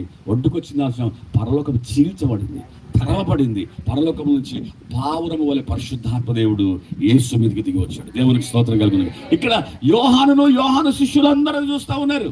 They're watching Jesus Christ. They're watching the baptism. They're watching the infalling of the Holy Spirit. ఇవన్నీ చూస్తున్నప్పుడు, ఎదిగో ఈయన నా ప్రియ కుమారుడు, ఈయనను నేను ఆనందిస్తున్నాను అని చెప్తే, వా అందరు ఎదురు చూశారు. అయిపోయింది. అప్పటి నుండి కొందరు యోహానుని వెంబడించుట మాని యేసు వైపు వచ్చారంట. దేవునికి స్తోత్రం కలుగును గాక.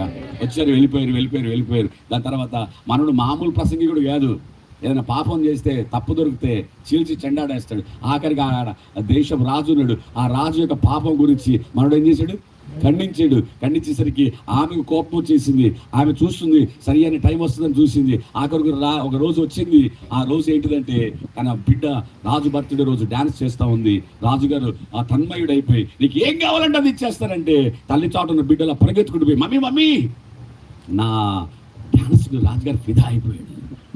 ఏం కావాలో అడగమంటాడు. మమ్మీ ఏం అడగాలి మమ్మీ, బంగారం అడగనా అంటే, లేదు బిడ్డ, ఎదుగో నీకు అంత చిన్నదానికి నీకు అవసరం లేదు, కానీ నా రహస్య, నా పర్సనల్ లైఫ్లోనికి ఎంటర్ అయ్యాడు. ఎవరు? బాప్తిసం ఇచ్చేవాడు. అతను తల అన్నగాడు. దేవుని బిడ్డలారా, అతను తీసుకెళ్ళారు, జైలు వేశారు, ఏదో అందుకు ఫైన్ డే, తల తీసుకురావాలి. అలాంటి పరిస్థితుల్లో ఇప్పుడు యోహాను ఒక మాట అంటాడండి, మన గుండెలు పగిలిపోవాలి. ఏమంటాడు తెలుసా? 10 మందో 8 మందో 20 పిలిచి, మీరు యేసుప్రభు దగ్గరికి వెళ్ళండి రా అని. ఎందుకు ప్రభువా, ఏం చెప్పాలి ప్రభువా అంటే, రాబో వాడవు నీవేనా, ఇంకెవరి కొరకైనా? హలో హలో హలో బ్రదర్స్, మీరు ఉంటున్నారా? ఏమడుగుతున్నాడు ఇప్పుడు ఈయన? రాబో వాడవు. ఇంతకుముందు యేసుప్రభుని చూసి ఏమన్నాడు? లోక పాపములు మోసుకొని పోవు దేవుని గొర్రె పిల్ల అన్నాడు.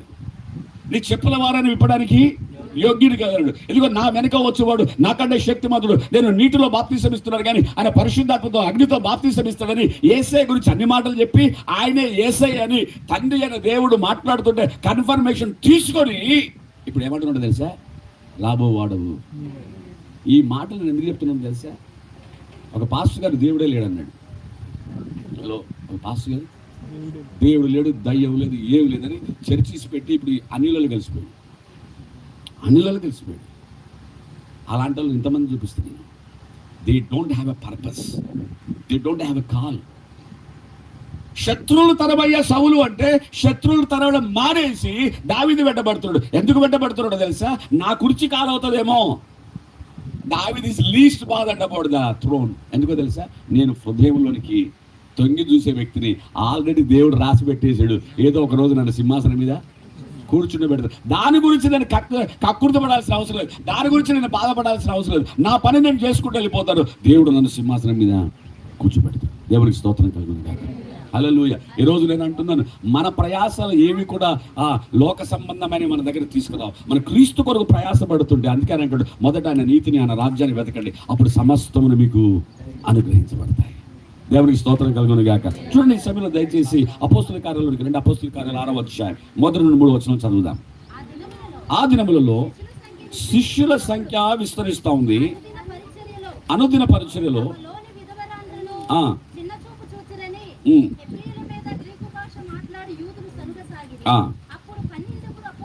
అప్పుడు 12 అపోస్తులు తమ యొద్దకు శిష్యుల సమూహాన్ని పిలిచి, మేము దేవుని వాక్యమును బోధించుట మాని, నోట్ దిస్ పాయింట్ ఇక్కడ అండర్లైన్ చేసుకోవాలి, మేము దేవుని వాక్యమును బోధించుట మాని ఆహారము పంచిపెట్టుట యుక్తము.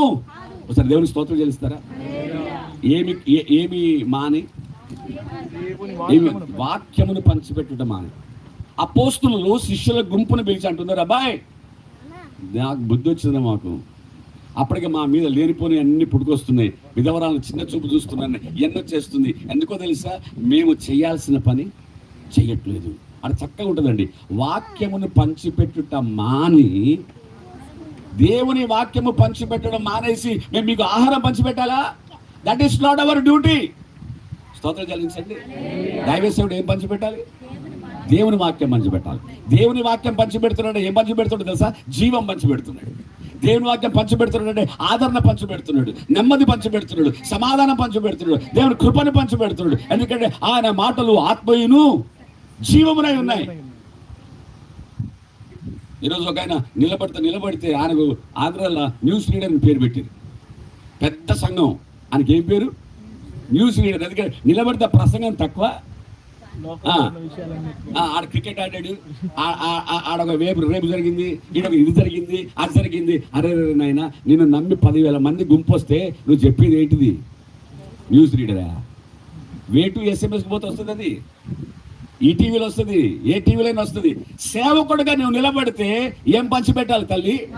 చెప్పాలి. వాక్యము పంచిపెట్టే చర్చలు ఇవ్వండి ఈరోజు. వాళ్ళకి అందుకొరకు బైబిల్ అంటాడు దురద చెవులు అంట. వీళ్ళకి ఏమున్నాయి? దురద చెవులు కలిగిన వాళ్ళు. కథలు చెప్పకపోతే గుడికి రారు.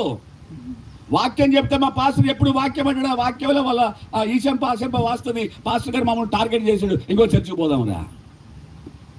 అపోస్తులు నేను చాలా సంతోషిస్తాను. బిగినింగే వాళ్ళు తప్పు తెలుసుకున్నారు. బిగినింగ్లో వాళ్ళు తప్పితే ఏదో తెలుసా? మేము వాక్యము పంచిపెట్టడం మాని ఆహారం పంచిపెట్టం. మేము మేమేం పంచిపెట్టాలి? వాక్యము. వాక్యం పంచిపెట్టాలి. చదువుతాలి ఒక్కసారి ఆ మాట మళ్ళీ. అప్పుడు 12 అపోస్తలులు ఆ, తమ యొద్దకు శిష్యుల సమూహమును పిలిచి, ఆ. మేము దేవుని వాక్యము బోధించుట మాని దేవుని వాక్యమును బోధించుట మాని. స్తోత్రాలు చెల్లించండి. ఈరోజు మాట్లాడుతున్నాను బ్రదర్స్, మీరు ఏమనుకోదు, మీరు అంతా మంచి గుంపులో ఉన్నారు. మీ దగ్గర నుంచి ఎంతో దూరం నుంచి విశ్వాసులు వస్తున్నారు కదా. ఏం ఆశించి వస్తున్నారు చెప్పాలి? హలో, ఏం ఆశించి వస్తున్నారు? నువ్వు వాళ్ళకి కావాల్సిన వాక్యం పెడుతున్నావా? నేను చాలా చర్చిలకు వెళ్తున్నాను. అయ్యా మా చర్చిలో వాక్యం లేదు. జక్కయ్యకి అయితే అటు చెప్తాడు, ఇటు చెప్తాడు, ఇటు తిప్పింది అటు చెప్తాడు, అటు తిప్పింది ఇటు చెప్తాడు. కథలే ఉన్నాయి తప్ప మమ్మల్ని దేవుని వాక్యపు లోతుల్లోనికి నడిపించే వాక్యం మా దగ్గర లేదు. నేను చాలా వేదంతో చెప్తున్నాను. వారం రోజులు ఈరోజు వాక్యం విన్నారు, వెళ్ళిపోయారు. మరలా ఎప్పుడు ఆదివారం వస్తుందా, ఎప్పుడు మందిరానికి వెళ్దామా, ఎప్పుడు మా సేవకుడి నోట వాక్యం విందామని ఆశతో, తృష్ణతో, ఆకలితో విశ్వాసుల ఆటోలలో నీ దగ్గరికి వస్తే నువ్వు ఏం చెప్పాలి చెప్పండి? దొరుకుతుందా మీ సంఘాలలో? మీరు ప్రార్థన మీద మనసు కేంద్రీకరిస్తున్నారని కాదంటలేను. ఆ ప్రార్థన శనివారం పెట్టుకుంటున్నారు కదా, ఆదివారం ఒక బలమైన బిర్యానీ వెళ్ళిపోవాలి వాళ్ళ దగ్గర. ఆమె చెప్తారా? మీకు ఒక మాట చెప్పనా, తెర మీద పాసన వచ్చి మీ సంఘం పక్కన పెట్టినా ఒక్కడాడికి బోడిగా. సూర్యాపేటల నుంచి ఖమ్మం వస్తున్నారంటండి తెర సంఘానికి. తెర సంఘానికి సూర్యాపేట నుండి ఆడికి వస్తున్నారట. నాకు భయం అయింది, ఎవరన్నా మా సంఘం నుంచి పోతుండా ఏంది అని. ఆఖరికి ఆరాధిస్తే మా సంఘం నుంచి ఒక్క విశ్వాసం కూడా పోలే బయట. ఆమె చెప్తారా? మరి ఎక్కడి నుంచి పోతున్నారు? వేరే దగ్గర నుంచి ఎందుకు పోతున్నారు? వాక్యము లేదు. 60 కిలోమీటర్లు ప్రయాణం చేసి ఖమ్మముకు వచ్చి ఆ తెర మీద చూసి వెళ్ళిపోతున్నారు. ఈరోజు నేను అంటున్న ఒక సేవకుడిగా, అపోస్తులు వాళ్ళ యొక్క తప్పును ముందే తెలుసుకున్నారు. వాక్యము పంచిపెట్టడం మాని. ఈరోజు ఒక్కసారి మనల్ని మనం పరీక్ష చేసుకుందాం. We're called with a purpose. ఆమె చెప్పండి, అందరూ చెప్పండి. ఒక ఉద్దేశంతో దేవుడు నన్ను పిలిచాడు. నేను బాగా చదువుకున్నానండి. డిగ్రీ అయిపోయింది, ఎంఏ అయిపోయింది. తర్వాత నాకు sea communications marine road officer అంటే నాకు చాలా ఇష్టం. అంటే 1992లోనే నా జీతం 1,20,000. ఇప్పుడు కాదు, 92లోనే 1,20,000. అంటే మర్చెంట్స్ నేవీ పెద్ద పడవలు ఉంటాయి కదా, వ్యాపార పడవలు, దాంట్లో క్యాప్టెన్ తర్వాత రేంజ్ నాది. నేను డబ్బు పిచ్చోని. డబ్బు నా గుండె కొడితే డబ్బు అనేది డబ్బే అంటది. ఎందుకంటే కొంచెం కమ్యూనిస్ట్ భావజాలం ఉన్నది. పేదలను చూస్తే నాకు ఇష్టం ఉండదు. వాళ్ళకి ఏదో పంచిపెట్టాలి, ఉన్నది తీసి పెట్టాలి, వాళ్ళకి సహాయం చేయాలి, వీళ్ళకి సహాయం చేయాలి. అంటే ఏం కావాలి? నాకు డబ్బు కావాలి. ఇంటి వెనకేసుకోవడానికి డబ్బు కాదు, 10 మందికి సహాయం చేయడానికి డబ్బు. ఆ విధంగా తయారైపోయి ఆ sea communication marine radio officer చేస్తుంటే దేవుడు అన్నాడు, నీ పని ఇది కాదు నేను నిన్ను పిలిచింది. నా సేవ మాని. ఎందుకంటే 92లోనే స్టార్టింగ్లోనే వైజాగ్లో జరిగినటువంటి పెద్ద మీటింగ్లో దినకరన్ గారు నా పేరు పెట్టి పిలిచారు. నా పేరు పెట్టి పిలిచి నేను పరిచయలో వాడుకుంటా అని చెప్పేసి, నీకు దయ్యాల మీద అధికారం ఇస్తున్నారు, 9 వరాలు ఆపరేట్ అయితే అనేసి దినకరన్ గారు 1992లో చెప్తే, ఆ డబ్బు ఆడికి వెళ్తే మా అమ్మని రే, నేను డాక్టర్ జీజీఎస్ దినకరన్ గారు పేరు పెట్టి పిలిచారు కదా, నువ్వు సేవకు రావాల్సిన వాడివి, నువ్వు ఇటు వెళ్తున్నావు ఏందా అంటే, నేను అమ్మ నాకు డబ్బు కావాలి. నేను ఆ నావీ ఆ పడవలు కూడా దాదాపు 300-500 మంది ఉంటారు, దాంట్లో నేను సువార్త చేస్తా అన్నాను. ప్రభుకి ఇష్టం కాలేదు. సరే, ఆ స్టోరీ పక్కకు పెట్టేస్తే, అంటే నేను ఏది మాని సువార్త చెప్పడం, సువార్తగా ఉండాల్సింది మాని పెద్ద పడవలోనికి వెళ్ళడానికి ప్రయత్నం చేసింది. అప్పుడు మామ ఒక మాట అన్నది, రే దేవుడు చెప్పింది చేయకుండా పోతే యోనాకి ఏమైంది, అదే జరుగుద్ది అని. మరి నేను పోయేది కూడా సముద్రంలోనే కదా. అప్పుడు భయం నాకు వచ్చింది. దేవునికి స్తోత్రం కలుగునే గాక. హల్లెలూయా.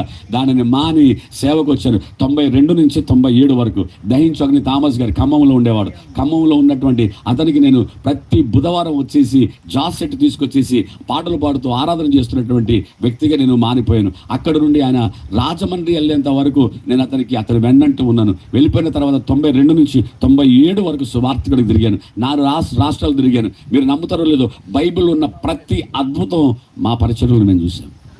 ఆమేన్. అట్లా అద్భుతాలు దేవుడు చేస్తూ వచ్చాడు. నాకు సంఘం లేదు, రక్షించబడిన వారందరినీ సంఘానికి అప్పగించేవాడిని. 97వ సంవత్సరంలో నేను ప్రార్థనలు ఉన్నా, ప్రభు స్వరం నాకు వినబడుతుంది, లేచి నీ వాహనం తీసుకొని నేను చూపించినట్టుగా వెళ్ళమంటే, మాది టీ రోడ్డు. ఆ టీ రోడ్డుకి వచ్చేసరికి ప్రభు లెఫ్ట్ అన్నాడు. నేను మీతో ఎంత స్పష్టంగా మాట్లాడాను, అంత స్పష్టమైన నా దేవుని స్వరం వింటున్నాను. కిలోమీటర్ వెళ్ళాను, ప్రభా ఇంకెక్కడి దాకా, ప్రభా ఇంకెక్కడి దాకా. 1 కిలోమీటర్ వెళ్ళిపోయిన తర్వాత ఆగు, కుడివైపు నా మందిరం కోసం స్థలం తీసుకోన్నాడు. అబ్బా అన్నానండి. నాకు ఇష్టం లేదు కాపరి కావడం, ఎందుకంటే సువార్థికుడు కూడా 4 ప్రసంగాలు చాలు, వరల్డ్ మొత్తం తిరిగి రావచ్చు. ఎందుకంటే ఇక్కడ చేసే ప్రసంగం అక్కడ చేసే ప్రసంగం అక్కడ చేసే. అదే సంఘం అయితే 52 వారాలకు 52 ప్రసంగాలు కావాలి. జుట్టు కత్తిరించడానికి 1 ప్రసంగం కావాలి, సచ్చడానికి 1 ప్రసంగం కావాలి, తద్దినానికి 1 ప్రసంగం కావాలి. వామ్మో ఎన్ని ప్రసంగాలు నాయన. నాకు పాస్టర్ పని వద్దురా అనుకున్నా. దేవుడు అన్నాడు చెవులు పిండి నువ్వు అదే చేయాలన్నాడు. 1997 ఏప్రిల్ 29వ తారీఖు మొట్టమొదటి ఆరాధన ఆదివారం. నేను నా భార్య తప్ప ఎవ్వరూ లేరు. స్తోత్రం కలుగును గాక. హల్లెలూయా. అక్కడ చుట్టుపక్కల కంపెనీస్ ఉంటాయి. ఆ కంపెనీస్లో మరి ఆఫ్ ఉన్న వాళ్ళు కొందరు స్త్రీలు చూసి ఏంటి ఇక్కడ పాటలు వస్తున్నాయి అనేసి జుట్లు కూడా ఆరలేదు, అట్లా ముడేసుకొని వచ్చి ఒక 5గురు కూర్చున్నారు. 7గుతో పరిపూర్ణ సంఖ్యతో నా ఆరాధన స్టార్ట్ అయిపోయింది. దేవునికి స్తోత్రం కలుగునగా. నేనే చర్చి ఊడ్చుకున్నాను, నేనే కాంగో కొట్టుకున్నాను, నేనే నీళ్ళు తెచ్చి పెట్టుకున్నాను. అక్కడ పరిచయం స్టార్ట్ అయ్యి ఈరోజు దేవుని బిడ్డలారా నెలకు 600 రూపాయలు కిరాయికి కట్టాలని ఏడ్చినటువంటి వ్యక్తిని నేను. 600 రూపీస్ కట్టాలంటే, ఎందుకంటే 70 రూపాయలు 80 రూపాయలు కానక ఏదో మొత్తం మీద నెలంతటికి నాకు వచ్చే కానుక 80 రూపాయలు. 600 రూపాయలు నేను కిరాయి కట్టాలి. మా అమ్మ టీచర్, మా నాన్న టీచర్, వారి దగ్గరికి వెళ్తే 1000 రూపాయలు ఇస్తారు. కానీ ప్రభా నువ్వు నన్ను పిలిచావు కనుక నువ్వే నాకు ఇవ్వాలి. చివరికి వచ్చేసరికి దేవుడు ఎట్లా అద్భుతం చేసేవాడో తెలియదు. 600 రూపాయలు తీసుకెళ్ళి కిరాయి కట్టేవాడిని. దేవుని బిడ్డలు ఈరోజు మీరు నమ్మినా నమ్మకపోయినా, మరి ఎవరైనా నా చర్చ చూసారో లేదు కానీ 135 పొడుగు ఉంటుంది. ఎంత పొడుగు అండి? 135 పొడుగు, 80 వెడల్పు బాలికానతో దేవుడిది చర్చ ఇచ్చాడు. ప్రతి ఆదివారం మేము 500 మందితో మేము ప్రభుని ఆరాధిస్తాం. ఎన్నో బ్రాంచ్లు ఇచ్చాడు దేవుడు. ఇది గొప్ప చెప్పుకోవడానికి చెప్పట్లేదు. మానాల్సింది మానితే దేవుడు చేయాల్సింది చేస్తాడు. ఆమె చెప్పండి హల్లెలూయా. దేవుని మాటకు లోబడ్డాను, దేవుని స్వరకు లోబడ్డాను, దేవుడు చెప్పినటువంటి స్థలం తీసుకున్నాను. దేవుడు ఈ రోజు నేను మందిరం కట్టాను. ఆ మందిరం ప్రభు ఎట్లా చూపిస్తట్టు కట్టాను. వాడు సిద్ధాంతి ఆ చర్చి ముందు నుంచి వెళ్తున్నాడు. ఎందుకంటే నేను కట్టిన మందిరం అంతా కూడా వాస్తుకు 200% వ్యతిరేకంగా ఉంటుంది. వాస్తుకు ఆ మేస్త్రిని అడిగేవాడిని, బాబు వాస్తు ప్రకారం ఏం చేయొద్దు అంటే, ఇది చేయొద్దు అయ్యగారు అనేది. అయితే నాకు చెయ్యి అనేది. అయ్యగారు చేయొద్దాడే, నీకు డబ్బులు ఇస్తున్నా పని చేయవా. ఎందుకంటే వాస్తు తప్పు అని చెప్పాలంటే, వాస్తు కాదు క్రీస్తే అని చెప్పాలంటే ముందు నేను ఆచరించాలి. ఈరోజు చాలా బాధాకరం. పాస్టర్ల ఇండ్లన్నీ వాస్తు ప్రకారమే, పాస్టర్ల చర్చిలన్నీ వాస్తు ప్రకారమే. వీళ్ళకు క్రీస్తు మీద ఉన్న నమ్మకానికంటే కూడా వాస్తు మీదనే ఎక్కువ నమ్మకం ఉంది. ఎడ్వర్డ్ విలియమ్స్ అన్న ప్రసంగం చేస్తాడు. ఏలూరులో ఒక చర్చికి వెళ్ళాడట. మళ్ళీ 1 సంవత్సరానికి వెళ్ళాడట. వెళితే పోడియం అటున్న పోడియం వచ్చి ఇటు ఉందట. ఇదేంది అని వాళ్ళు అనేది దాంట్లో సంగ పెద్ద. ఇంటికి వెళ్ళి ఏంటన్నా అక్కడ ఉండే కదా పోడి ఇక్కడ అన్నదంటే, కానుకలు రావట్లేవురా అన్నాడట. కానుకలు రావట్లేవని సిద్ధాంతిని అడిగితే, సిద్ధాంతి చర్చిలోకి వచ్చి చూసి పోడియం అటు కదా నాన్న ఉండాల్సింది ఇటు అని చెప్పాడంట. ఎంత సిగ్గులేని మాట అది. సిద్ధాంతి చర్చిలోకి వచ్చి చూసి పోడియాన్ని మార్చాడంట. దేవుని బిడ్డలారా క్రైస్తవం ఎటుపోతుందో ఆలోచన చేయండి. భోజనము పంచిపెట్టుట మాని మేము ఆ పని చేయలేం. అప్పుడు 7గురిని పిలిచి వాళ్ళని అభిషేకించి వాళ్ళని ఆ పని కొరకు పంపారంట. దేవునికి స్తోత్రం కలుగును గాక. హల్లెలూయా చెప్దాం. హల్లెలూయా. న్యాయాధిపతుల గ్రంథంలోనికి రండి, నేను ముగించేస్తాను త్వరగా. న్యాయాధిపతులు 13వ అధ్యాయం 5వ వచనంలో సంసోను యొక్క పుట్టుక, the purpose of the birth of Samson. చూడండి, నువ్వు గర్భవతి అయి నువ్వు కుమారుని కంటావు, అతని తల మీద మంగళ కత్తి వేయద్దు, దేవునికి నాజీరు చేయబడిన వాడు ఫిలిస్తీన్ల చేతిలో నుండి. చాలు. ఇప్పుడు చెప్పండి, ద పర్పస్ ఆఫ్ శాంసన్ ఏంటి చెప్పండి. హలో నాజీరు వేరే, అది వ్యక్తిగతమైంది. అసలు ఎందుకు పుడుతున్నావు నువ్వు? ఫిలిస్తీన్ల చేతిలో నుండి. This is the only purpose of Samson. ఆమె చెప్పండి హల్లెలూయా. నేను ప్రసంగం చేస్తాను కానీ నాకు కీబోర్డ్ రాదు. తమ్ముడు నువ్వు పక్క జరగా నేను కూర్చొని కొట్టిదనుకో గాడిదలని వస్తాయి వీడికి. ఎందుకంటే వాళ్ళ వాయిస్ ఏమో నేను కొట్టింది. మీకు అర్థమైందా? నేను ఏం చేయాలి అది చేయాలి. లోకంలో సామెత కూడా ఉంటుంది కదా, గాడిద పని గాడిద చేయాలి, కుక్క పని కుక్క చేయాలి. ఇప్పుడు సంసోనును దేవుడు తల్లి గర్భంలో పెట్టి ఆమెతో చెప్తున్నాడు, అమ్మాయి నీకు నేను ఒక అబ్బాయిని ఇస్తున్నాను, అతనికి సంసోను అని పేరు పెట్టాలి. అతడు ఎందుకు పుడుతున్నాడో తెలుసా? ఫిలిస్తీన్ల చేతిలో నుండి ఇశ్రాయేలును విడిపించడం మొదలుపెట్టి. That is the only purpose of your son. ఆమేన్ హల్లెలూయా. అందుకొరకు అతడు నాజీరు చేయబడిన వాడు, అనగా ప్రతిష్ఠ చేయబడిన వాడు. కింద చూస్తే వ్రతము చేయబడిన వాడు. ప్రత్యేకంగా పెంచాలి నువ్వు. అతడు కడుపులో ఉంటే నువ్వు ద్రాక్షరసం తాగొద్దు. రెండవది, అతడు పుట్టిన తర్వాత అతని తల వెంట్రుకలు నువ్వు కట్ చేయొద్దు. మూడవది, అతడు శవాన్ని ముట్టుకోవద్దు. నాలుగవది, మద్యం తాగొద్దు. ప్రతిష్ట చేయబడిన వాడు అంత ప్రతిష్టగా నిష్టగా ఉండాలి. ఓకేనా అంటే ఓకే అయ్యా. పుట్టాడు, మన పాస్టర్ గారు, ఆనంద్ పాస్టర్ గారు అబ్బాయి అంతా అయిపోయాడు. అప్పటికి జుట్టు దాకా పెరిగింది. దానికి జుట్టు పెరిగింది. మమ్మీ బాగా చెమట పోస్తుంది మమ్మీ, నీ కట్ చేయి మమ్మీ అంటే, వద్దు నాన్న, నీ నెత్తి మీద మంగళ కత్తి పడొద్దు మమ్మీ, నాకు బలమవుతుంది మమ్మీ. నువ్వు ప్రతిష్ట, నీకంటూ ఒక పర్పస్ ఉంది. ఆమె చెప్పండి, పర్పస్ అనండి. నువ్వు పుట్టడానికి ఒక పాట ఉంది, ఓ మానవుడా కారణ, నీకు ఒక కారణం ఉంది బాబు ఈ లోకల్ పుట్టడానికి. కనుక దయచేసి sir you should not do that. Okay mummy చెప్తా ఉంది. ఇదిగో ఫిలిస్తీన్లు మనకి శత్రువులు రా. ఫిలిస్తీన్ల మీద కసి పెంచుతుంది, కోపం పెంచుతుంది. ఇదిగో వాళ్ళ చేతిలో ఉండి ఇశ్రాయేలును ఏం చేయాలి, విడిపించాలి. అంతలో కూడా ఫ్రెండ్స్ అందరూ వచ్చారు, కమాన్ మనం బార్కి వెళ్ళిపోదాం, తాగుదాం అన్నాడు. అనేసరికి వచ్చి మమ్మీ నాకు డబ్బులు ఇవ్వవా మమ్మీ, ఎక్కడికి వెళ్తాను, తాగుతాను మమ్మీ అంటే, మమ్మీ లేదు నువ్వు నాజీరు చేయబడ్డావు, నువ్వు ద్రాక్షరసాన్ని ముట్టుకోవద్దు. ఏమంటే చిన్నప్పటి నుంచి బాలు నడవలసిన త్రోవలు పెంచి పెంచి పెంచి పెంచి పెద్ద చేసింది. ఒకటే మాట, కూర్చున్నా పండుకున్నా లేచినా, దిస్ ఈజ్ యువర్ పర్పస్. ఏంటిదో తెలుసా, ఫిలిస్తీన్ల చేతిలో నుండి ఇశ్రాయేలు విడిపించాలి. ఆమెను చెప్పండి. సేవకుడు నీ పర్పస్ ఏంటి? రాజకీయమా? సిగ్గిపోతుందండి. సేవకులు నేనంట రాజకీయమా యాజకత్వమా? నేను దేవుడు యాజకత్వం చేయమని పిలిచాడా, రాజకీయం చేయమని పిలిచాడా? ఈరోజు సేవకులు వెళ్ళిపోతున్నారండి, పార్టీలు పెట్టేస్తున్నారు. మనోడు చూసాడుగా దొంగ దర్శన, అభినయ దర్శనం అంట. నీకెందుకురా బాబు ఇది? నీకేం పట్టింది, నీకేం పుట్టింది, ఏం చేస్తున్నావు నువ్వు? ఆయనను సపోర్ట్ చేసే వాళ్ళు 100 మంది ఉన్నారు మన పాస్టర్స్లలో. మీ కొరకు నేను పోరాడతా, నువ్వు మా కొరకు పోరాడతావు. నువ్వు మా కొరకు యేసయ్య చచ్చిపోయాడు, ఆయన పోరాడుతాడు. దేవునికి స్తోత్రం కలుగును కాక. ఆయన యుద్ధం చేస్తాడు, నువ్వేం సాధిస్తావు, నువ్వేం చేస్తావు? డ్రామా వేయాల్సిన పరిస్థితి వచ్చింది. తమ్ముడు అది లైవ్ పెట్టకు, కొట్టడానికి వస్తుండను. నా మాటలు మీకు అర్థమైతే చాలు. పర్పస్ ఏంటి? ఆమె చెప్పండి. హల్లెలూయా. పర్పస్లోంచి బయటికి రాకండి. మనోడు పెద్దగా అయిపోయిన తర్వాత ఫిలిస్తీన్ల చేతిలో నుండి ఇశ్రాయేలును మొదలు పెట్టాలంటే మనోడు ఏం చేశాడో తెలుసా? ఫిలిస్తీన్లలో ఒక దానిని చూచి, ఆమె నాకు ఇష్టమైనది, డాడీ పెళ్లి చేస్తావా లేదా అన్నాడు. ఎవరు చూసినా సంసారానికి భయపడతారు, ఒక గుద్దుతే కింద పడిపోతాం మనం. ఫిలిస్తీన్లలో ఒక దానిని చూచి తిని, ఆమెను నాకు ఇచ్చి పెళ్లి చేయండి. వద్దు నాన్న, ఫిలిస్తీన్లకు మనకు పొత్తు లేదురా, చీకటికి వెలుగుకు పొత్తు లేదురా, దేవునికి బయల్జబులకు పొత్తు లేదు నాన్న, వద్దురా అంటే ఈయనడే నాకు కావాలి. ఆమెను చూడడానికి వెళ్తున్న మార్గంలో సింహము తన మీద దాడి చేయడానికి వస్తే ఆ సింహాన్ని జూలు బట్టి లాగి చంపేశాడు. అయిపోయింది. బాగా వినాలి, చాలా మాటలు కొత్త నేర్పిస్తున్నాను. వెళ్ళిపోయాడు. సరే ఏం చేశాడు వచ్చాడు. వచ్చేటప్పుడు హీరో కదండి, అతని లైఫ్ మాట, నిన్న నువ్వు ఇక్కడే సింహాన్ని చంపావు, అవును కదా, వా అని అనుకున్నాడు. మళ్ళీ దాన్ని చూడడానికి వెళ్ళాడు. విచిత్రం ఏంటంటే అది ఎక్కడంటే ద్రాక్ష తోట మధ్యలో. నువ్వు ద్రాక్ష తోటలకి ఎందుకు పోయావురా? నువ్వు ద్రాక్షరసము తాగవద్దు కదా, పాపాన్ని చూసి పారిపోవాలి కదా, నీకు సంబంధం లేదు కదా. ద్రాక్ష తోటకి వెళ్ళాడు. అక్కడికి వెళ్తేసరికి ఆడ చక్కగా సింహం పడిపోయింది, దానికి కలేబరంగా కనబడింది.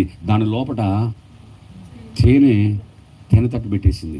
ఇప్పుడు వెళ్ళి ఆ తేనె తట్టు తీసుకోవాలంటే దేన్ని తాకాలి చెప్పాలి? చచ్చిన శవాన్ని తాకాలి. You are a chosen man. నువ్వు ప్రతిష్ఠించబడిన వ్యక్తి ఏమి తాకొద్దు చెప్పాలి? చూడండి, see the downfall of Samson. ఒక్క దవడ ఎముకతో ఎంతమంది చంపాడు చెప్పాలి? మనం చాలా గొప్పగా చెప్తాం, ఒక్క దవడ ఎముకతో 1000 మందిని చంపాడు. శూరత్వనే మనం మాట్లాడుతున్నాం, కానీ శవాన్ని ముట్టుకోవద్దన్న సంగతి మర్చిపోయాం మనం. దవడ ఎముక అదేంటిది? శవమేగా. చచ్చిపోయిన దాన్ని దవడ ఎముక తీసుకున్నాడు. నీకేం గుర్తు రావాలి? నేను నాజీరు చేయబడిన వాడిని, శవాన్ని ముట్టుకోవద్దు. మనం ఎక్కడ హీరోని చూపిస్తాం సంఘానికి. సంసోను 1000 మందిని చంపాడు. వెరీ గుడ్, నీలో ఉన్న అభిషేకం ద్వారా చంపావు, కానీ you last the purpose of God. నువ్వు దేని కొరకు పిలువబడ్డావో, ఎందుని మీద వ్రతము చేయబడి ప్రతిష్ఠించబడ్డావో దాని నుంచి బయటకు వచ్చావు. ఒక దానిని చూచి నాకు ఇచ్చి పెళ్లి చేయండి. శవాన్ని ముట్టాడు, దేవుని బిడ్డల మద్యం తాగాడు. ఈ లాస్ట్ ద 19. చివరి మాట చెప్పనా, అంటే సంసార విషయంలో చివరి మాట. హలో, బాగా వినండి. ఎవరి చేతిలో నుంచి అయితే ఇశ్రాయేలును విడిపించాలో అతని వాళ్ళ చేతిలోనే బందీ అయిపోయాడు. హలో, ఎక్కడ బందీ అయ్యాడు? వాళ్ళ చేతిలో బందీ అయిపోయాడండి.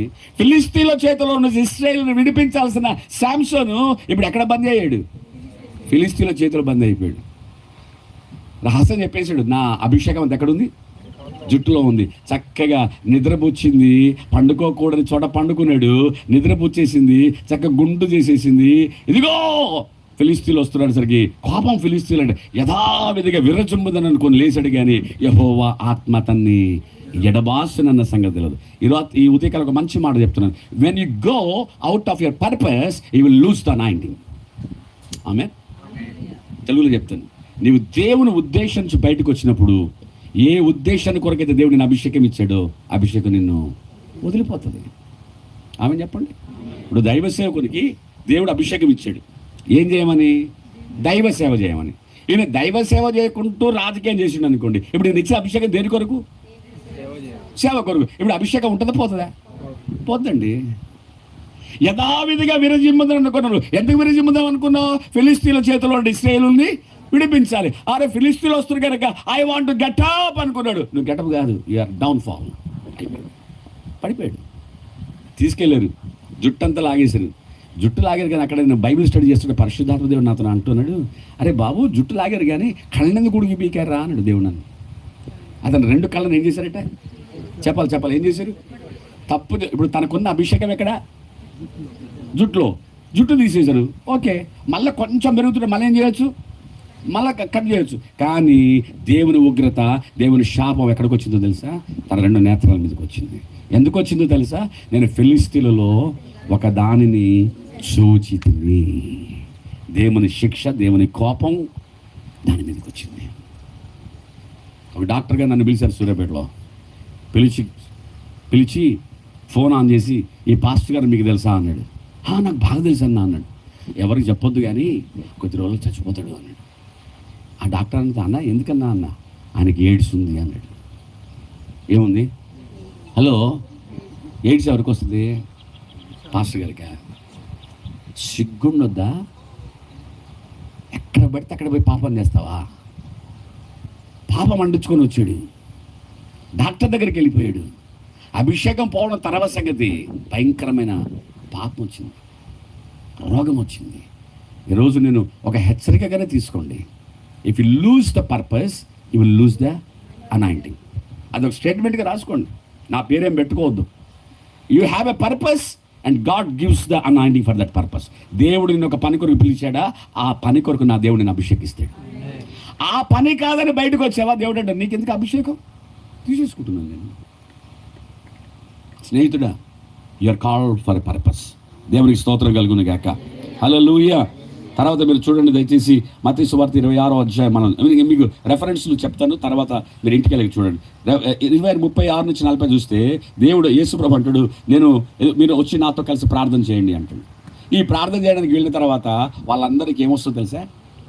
మధ్యలో యేసుప్రభు వస్తాడు. ఏంటి నిద్రపోయారు, లేండి అని లేపాడు. లేపితే మళ్ళీ వచ్చాడు, మళ్ళీ ప్రార్థన చేసుకున్నాడు, మళ్ళీ వెళ్ళాడు. వెళ్ళిన దాల్సిన మళ్ళీ ఏం చేస్తున్నారు వీళ్ళు? అప్పుడు యేసుప్రభు ఒక మాట, మీరు ఒక గడియ అయినా అంటే మిమ్మల్ని నేను ఎన్నుకున్నది, మిమ్మల్ని నేను పిలిచింది, మిమ్మల్ని తీసుకెళ్ళింది ఏం చేయడానికి? ప్రార్థన చేయడానికి. మీరేం చేస్తున్నారు? నిద్రపోతున్నారు. You are called for a purpose. 12 మందిని నేను ఎంచుకుంది, నా వెంట రావాలి, నేను నేర్పియాలి, నేను ఎట్లా ప్రార్థన చేస్తున్నాను ఎట్లా ప్రార్థన చేయాలి, ఎక్కువగా ప్రార్థనలో ఉండాలని పిలిస్తే వీళ్ళు ప్రార్థన కాదు, వచ్చి చూసినప్పుడు గురి పెడుతుంది. పర్పస్ పోయింది. అందుకే యేసుప్రభు ఒక్క గడియ అయినా మీరు మేలుకొని ఉండలేరా? ఒక గడి అంటే ఏంటిది భాస్కర్ గారు? ఒక గడి అంటే ఏంటిది? 1 గంట అండి. నువ్వు ఎన్ని గంటలు ప్రార్థన చేస్తావు నాకు తెలియదు, కానీ యేసయ్య చెప్పిన మినిమం ఏంటిదో తెలుసా? 1 గడి అయినా ప్రార్థన చేయలేరా? కడవరి ఉజ్జీవంలో వస్తే పొద్దున 10 నుంచి 2 వరకు ప్రార్థన చేస్తున్నాడు. స్తోత్రం. నేనంటాను, what is your personal prayer time? వ్యక్తిగతంగా నువ్వు ఎంత సమయాన్ని దేవునితో గడుపుతున్నావు?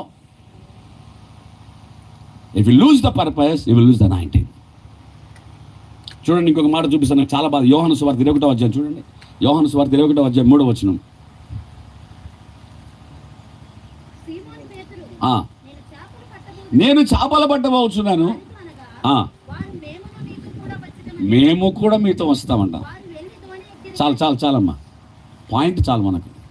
హలో, నీకు ప్రాణమైనా పెడతానన్న పేతురు, యేసు ప్రభు లేచిన తర్వాత 2 సార్లు తన గదిలోనికి వస్తే చూసిన పేతురు ఇక బోధకుడు వెళ్ళిపోతున్నాడు. 3.5 సంవత్సరాలు అయిపోయింది. ఇప్పుడు ఆయన మనతో ఉండడు కనుక రూమ్లోకి వెళ్ళిపోయాడు. రే హలో ఫ్రెండ్స్ అన్నాడు. ఏంటన్నా పేతురు అన్నా అంటే ఈయన అంటాడు, నేను చేపలు పట్టబోతున్నాను, మీరు ఎవరైనా వస్తారా అంటే మన వాళ్ళందరూ జై అన్నారు. ఎవరికి? నువ్వు ఎట్టంటే అంటే అన్నా మేము, నువ్వు ఎట్టంటే అంటే పిలిచినోడేమో వెళ్ళిపోయాడు, చచ్చిపోయాడు, సమాధి చేయబడి తిరిగి లేచాడు, 2 సార్లు మన గదిలోనికి వచ్చాడు. ఎన్నిసార్లు వస్తాడు ఆయన? వచ్చిన మనకు తిప్పడు, మనకు బువ్వ పెట్టడు, అయిపోయింది మనది, కమాన్ లెట్స్ గో బ్యాక్ అన్నారు. ఎంత భయంకరం అంటే తాను చెడిని కోతట. హలో శిష్యులారా, మీ పర్పస్ ఏంటని అడగండి. అయ్యా శిష్యులు ఎందుకు పిలిచాడమ్మా? లోకమును తలక్రిందులు చేయడానికి పిలిచాడు. మీకు ఒక మంచి మాట చెప్తాను, అది మీకు ఇంతవరకు ఎవరు చెప్పలేదు, నేను చెప్తున్నాను, రహస్యంగా ఉంచుకోండి. అపోస్తులుడు అంటే ఏంటో తెలుసా? ఈరోజు పనికి మాలిన వాళ్ళు అందరూ పెట్టుకుంటారు ఆ మాట అన్నది నన్ను క్షమించాడు. ఎవరికి పెడితే వానికి బిషప్, ఆర్చ్ బిషప్, రెవరెండ్లు 20 రెండ్లు 60 రెండ్లు 30 రెండ్లు. మన మా మునగాల మండలం నుంచి 10,000 ఇస్తే బిషప్ బిరుదు ఇచ్చాడు. 10,000. ఆ చర్చిలో ఒకరికి 30 మంది కూడా ఉండరు. 30 మంది లేనివాడు కూడా ఇప్పుడు బిషప్. ఈ బిషప్ ఇచ్చినోడు ఆర్చ్ బిషప్. ఇప్పుడు ప్రమోషన్ పెరిగింది. 5,000కు డాక్టరేటు, 2,500కు రెవరెండు. ఖమ్మం జిల్లాలోనే ఉంటాడు ఆయన, ఒక ఆయనకి డాక్టరేట్ ఇచ్చారు. పాపం చక్కగా విజిటింగ్ కార్డు కొట్టించుకున్న తర్వాత ఒక ఆయన వెళ్ళి పోయిందా సంతోషంగా ఉబ్బులాటది, అన్నా నాకు డాక్టరేట్ ఇచ్చారన్నా అని కార్డు తీసి చూపించాడు. అట్లనా అన్నాడు. అంటే ఈయన అంటాడు, అన్న డాక్టరేట్ అయితే ఇచ్చారు కానీ ఏం మందులు రాయాలో చెప్పలేదే అన్నాడు. అంటే ఈయనకి ఏమర్థమైంది? డాక్టరేట్ అంటే డాక్టర్ అనుకోడు, అది కూడా ఇంకిత జ్ఞానం లేని గోడు కూడా డాక్టరత్వం తీసుకొని ఇప్పుడు పెద్ద పోజు చర్చిలో. శిష్యులారా, నిన్ను పిలిచింది చేపలు పడుతున్నా మిమ్మల్ని పిలిచారు కదా, ఏం చేయడానికి పిలిచాను? మనుషులు పట్టు జాలరికి పిలిచాను. ఇప్పుడు మీరేం చేస్తున్నారు? మనుషులు పట్టుట మాని నేను చేపలు పట్టబోతున్నాను అనేసరికి నేను వస్తానని మొత్తం లేచారు గుంపంది. 3వసారి ఏసయ్య కనికరబడి మళ్ళీ రూమ్లోకి వెళ్ళాడు. రూమ్లోకి వెళ్తే ఒక్కలేడే. మొదటిసారి వెళ్తే తోమ లేడు, తోమ కొరకు 2వసారి మళ్ళీ వచ్చాడు. 3వసారి మరలా వస్తే ఎవరు లేరు. ఎక్కడున్నారబ్బా అని ఆత్మలో చూస్తే సముద్ర ప్రాంతంలో చేపలు పడుతున్నారు. రప్పని యేసుప్రభువు అక్కడికి వచ్చి ఒడ్డు నిలబడి, పిల్లలారా భోజనం చేయడానికి ఏమైనా ఉందా అని అంటే, ఎక్కడో విన్నట్టుంది ఈ మాట, నా గొర్రెలు నా స్వరం ఎక్కడో విన్నట్టుంది ఇది అని చూస్తే ఎవరైనా చెప్పండి, తమ బోధకుడు అండి, రబ్బూని అండి. ఇక సిగ్గుతో మన పేతురు గారు ఒక్క ఉదుట లేచి సముద్రంలో పడింది. దేవా పాపినయ్యా నేను అంటున్నాడు. ఇప్పుడు ఏమంటున్నాడు? పాపి అంట. ఏం పాపం పని చేసేవరా? ఏం చేయలేదు, నువ్వు ఇచ్చిన పర్పస్ నుండి బయటికి వెళ్ళిపోయా, అదే పాపం. ఆజ్ఞాతిక్రమమే పాపం. నువ్వు దొంగతనం చేయకపోవచ్చు, వ్యభిచారం చేయకపోవచ్చు, but you come out of the target. అసలు పాపం అంటే ఏంటంటే missing the mark is sin. Missing the mark is sin.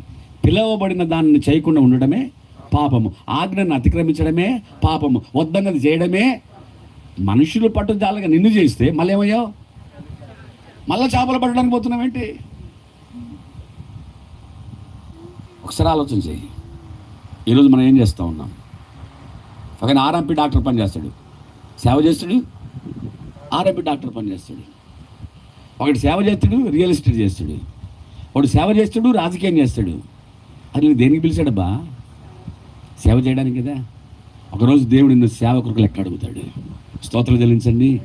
హల్లెలూయా. నీకు వృద్ధాశ్రమం పెట్టమంటే వృద్ధాశ్రమం పెట్టు. నిన్ను సండే స్కూల్ టీచ్ చేయమంటే చేయమంటే సండే స్కూల్ టీచ్ చేయి. నిన్ను యవనస్తుల మీటింగ్ అంటే అన్ని డోంట్ పోక్ యువర్ నోస్. నేను ఏమైనా చేయగలను, నేను పాడగలను, నేను అది చేయగలను, ఇది చేయగలను. నో, దేవుడు నిన్ను ఏ పర్పస్ కొరకు పిలిచాడో ఆ పర్పస్లో ముందుకు సాగిపోవాలి. దేవునికి స్తోత్రం కలుగును గాక. హల్లెలూయా. సౌలుతో దేవుడు చెప్తాడు, నువ్వు వెళ్ళి అమాలేకులందరినీ బొత్తిగా చంపేసి. కొన్నిసార్లు దేవుడు ఎంత కఠినంగా ఉంటాడు తెలుసండి. పాలు తాగుతున్న పసిపిల్లలు కూడా చంపేయమన్నాడు. నేను రెఫరెన్స్ చెప్పట్లేదు, ఫాస్ట్గా వెళ్ళిపోతుంది. పాలు తాగే పిల్లలు కూడా చంపేయమంటే ఓకే లాట్ అన్నాడు. వెళ్ళిపోయాడు. బాగా వినాలి. వెళ్ళిపోయి చంపుకుంటూ వెళ్ళిపోయాడు. కొందరు అన్నీ కాలు మొక్కుతానని దండం మొక్కుతానా అని జరిగి మనిషి పెట్టాడు. చూస్తే కొన్ని అంబా అంటున్నాయి, మంచి సూపర్ ఉన్నాయి. వాటిని తెచ్చి ఇంటికాడ కట్టేయమన్నాడు. అంత అయిపోయింది. వెళ్ళిపోయాడు. వెళ్ళిపోయిన తర్వాత దేవుడు అన్నాడు ప్రవక్తతో, సమూయేలు, నేను అతను రాజుగా చేసినది నేను బాధపడుతున్నాను అని. అదేంటి ప్రభువా, రాజుగా చేసి సంతోషపడాలని బాధపడుతున్నావు ఏంటంటే, రాజుగా చేసింది నేనే కదా, మరి నేను చెప్పిన మాట వినాలి కదా. నేను చెప్పిన మాట వినకుండా తన ఇష్టం వచ్చినట్టు చేశాడు. ఇదిగో నా ప్రజలైనటువంటి ఇశ్రాయేలీయులు ఐగుప్తులో నుంచి వస్తున్నప్పుడు అమాలేకీయులు వాళ్ళకి చేసింది నాకు గుర్తుంది అన్నాడు దేవుడు. I remember everything. స్నేహితుడు ఒక మాట చెప్పనా, నీ మీద ఎవరు దురాలోచన చేస్తారో, నీ గురించి ఎవరేమనుకుంటున్నారో అన్నీ నా దేవుడు వింటున్నాడు, అన్ని గుర్తుంచుకుంటున్నాడు. దేవునికి స్తోత్రం కలుగును గాక. హల్లెలూయా. పగ తీర్చుకొనుట నా పని. ఇందాక పాస్టర్మ గారి మీద చేతబడి చేసినాడు ఉన్నాడా? లేడండి, అయిపోయింది. కాలగర్భంలో కలిసిపోయాడు. God called with purpose. దేవుని బిడ్డలారా, ఇక్కడ మనం చూస్తే సౌలు వెళ్ళాడు, మంచి కొవ్విన వాటిని ఉండనిచ్చాడు, కొందరు ఉండనిచ్చాడు. చాలా బాధాకరమైన విషయం చెప్పనా, ఒక యుద్ధం వచ్చేసింది. ఆ యుద్ధంలో సౌలు యుద్ధానికి వెళ్ళిపోయాడు, పోరాడుతున్నాడు, చేస్తున్నాడు. ఎవడో వచ్చేసి ఈటతో పొడి చేశాడు. హలో వినండి, ఈటతో పొడి చేశాడు. ఈట దిగిపోయింది. ఆ ఈట మీద పడిపోయాడు. పడిపోతే అటు ప్రాణం పోతలేదు, ఇటు ఈటలోంచి లాక్కోలేకపోతాడు. ఎందుకంటే పడడం వెనకకు పడ్డాడు మనోడు ఈట మీద. రే ఎవరు ఉన్నారా ఇక్కడ రండి అన్నాడు. ఎందుకంటే నేను చచ్చిపోతున్నాను, అటు బతుకుతలేను, ఈట నాలోనికి దిగిపోయింది. Somebody should come and help me అనేసరికి వాడు పరిగెత్తుకుంటూ వచ్చాడు. వచ్చేసరికి రే కత్తి తీసుకుని నరికేరా బాబు, చంపేరా బాబు అన్నాడు. చంపేశాడు. అయిపోయింది. తర్వాత తెలిసింది రాజుని ఎవడో చంపాడంటని దావీదుకు తెలిసింది. ఎవర్రా వాళ్ళు ఇక్కడ రండి అందరినీ అన్నాడు. వచ్చాడు. వచ్చేసరికి నేనేనయ్యా అన్నాడు. నేనే అయ్యాను. ఎవర్రా ఇంతకు నువ్వు ఎవడెవరా అంటే నేను అమాలేకీయుని అన్నాడు. ఎవరంటే ఇప్పుడు అమాలేకుడు నేను చంపడానికి కారణం ఏంటి చెప్పరమ్మా. హలో, అసలు ముందు నువ్వు ఎవరు చంపాలి? అమాలేకులను ఆకాశం కింద వారు పేరు కూడా ఉండకుండా బొత్తిగా చంపేయమంటే కనికరపడి జాలిపడి కొందరు బ్రతకనిచ్చిన వారి చేతిలో కుక్క చావు చచ్చాను. హలో, నా మాట, నా పాయింట్ మీకు అర్థమైందా? చాలా పాయింట్లు చెప్పుకున్నాను, మీకు ఎన్ని అర్థమైనా ఏమో. ఇప్పుడు తన చావు ఎవరి చేతిలో వచ్చింది అంటే నువ్వు చంపేస్తే బాగుండిగా. పాపం వలన వచ్చి జీతం మరణం. దేవుణ్ణి ప్రేమించలేని స్థితి, దేవుడు చెప్పింది చేయలేని పరిస్థితి. చివరి చెప్పిన ముగిస్తాను. అందరూ న్యాయాధిపతి గ్రంథంలోకి రండి, చూడాలి. అది అందరు కూడా చూడండి. వాటికున్న బుద్ధి మనకుంటే ఎంత బాగుంటుందో.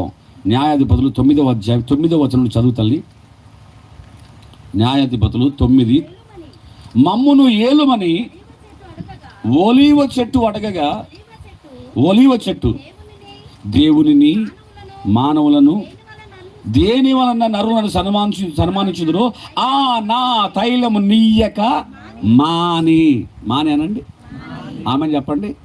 ఈరోజు అదే కదా నా ప్రసంగం. మాని ఏం చేయాలనో అది మాని చెయ్యకూడని చేస్తుంది సంఘం నేడు. ఇక్కడట చెట్లన్నిటి కూడా ఈ కొందరు కుల గజ్జి అంటారే, కొందరు కుల గజ్జి ఉన్నట్టు, కొందరికి మత గజ్జి ఉన్నట్టు, కొందరికి ఏమో ఫెలోషిప్లో మేము ప్రెసిడెంట్ కావాలనే గజ్జి ఉంటుంది కొందరికి. అది దొరకలేదు అనుకో, వీడు ఇంకో కుంపడి పెడతాడు బయటకు వచ్చి. అప్పటిదాకా చేసిన తర్వాత మళ్ళీ నేనే కావాలంటాడు. నేనే కావాలంటే మొన్ననే కదా చేసింది 3 సంవత్సరాలు, ఈసారి ఎవరికైనా ఇవ్వమంటే నేనే చేస్తానంటాడు. వద్దయ్యా అన్నది వీడేం చేస్తాడు తెలుసా? నా తట్టు ఎవరు వస్తారు, మీరు అందరూ వస్తారు, నీకు సెక్రటరీ, నీకు ప్రెసిడెంట్, నీకు ఇవన్నీ ఇచ్చేస్తాడు, గాల వేస్తాడు, 4 తీసుకొని బయటికి పోతాడు. ఇప్పుడు ఖమ్మంలో ఎన్ని ఫెలోషిప్లు ఉన్నాయి తెలుసా మీకు?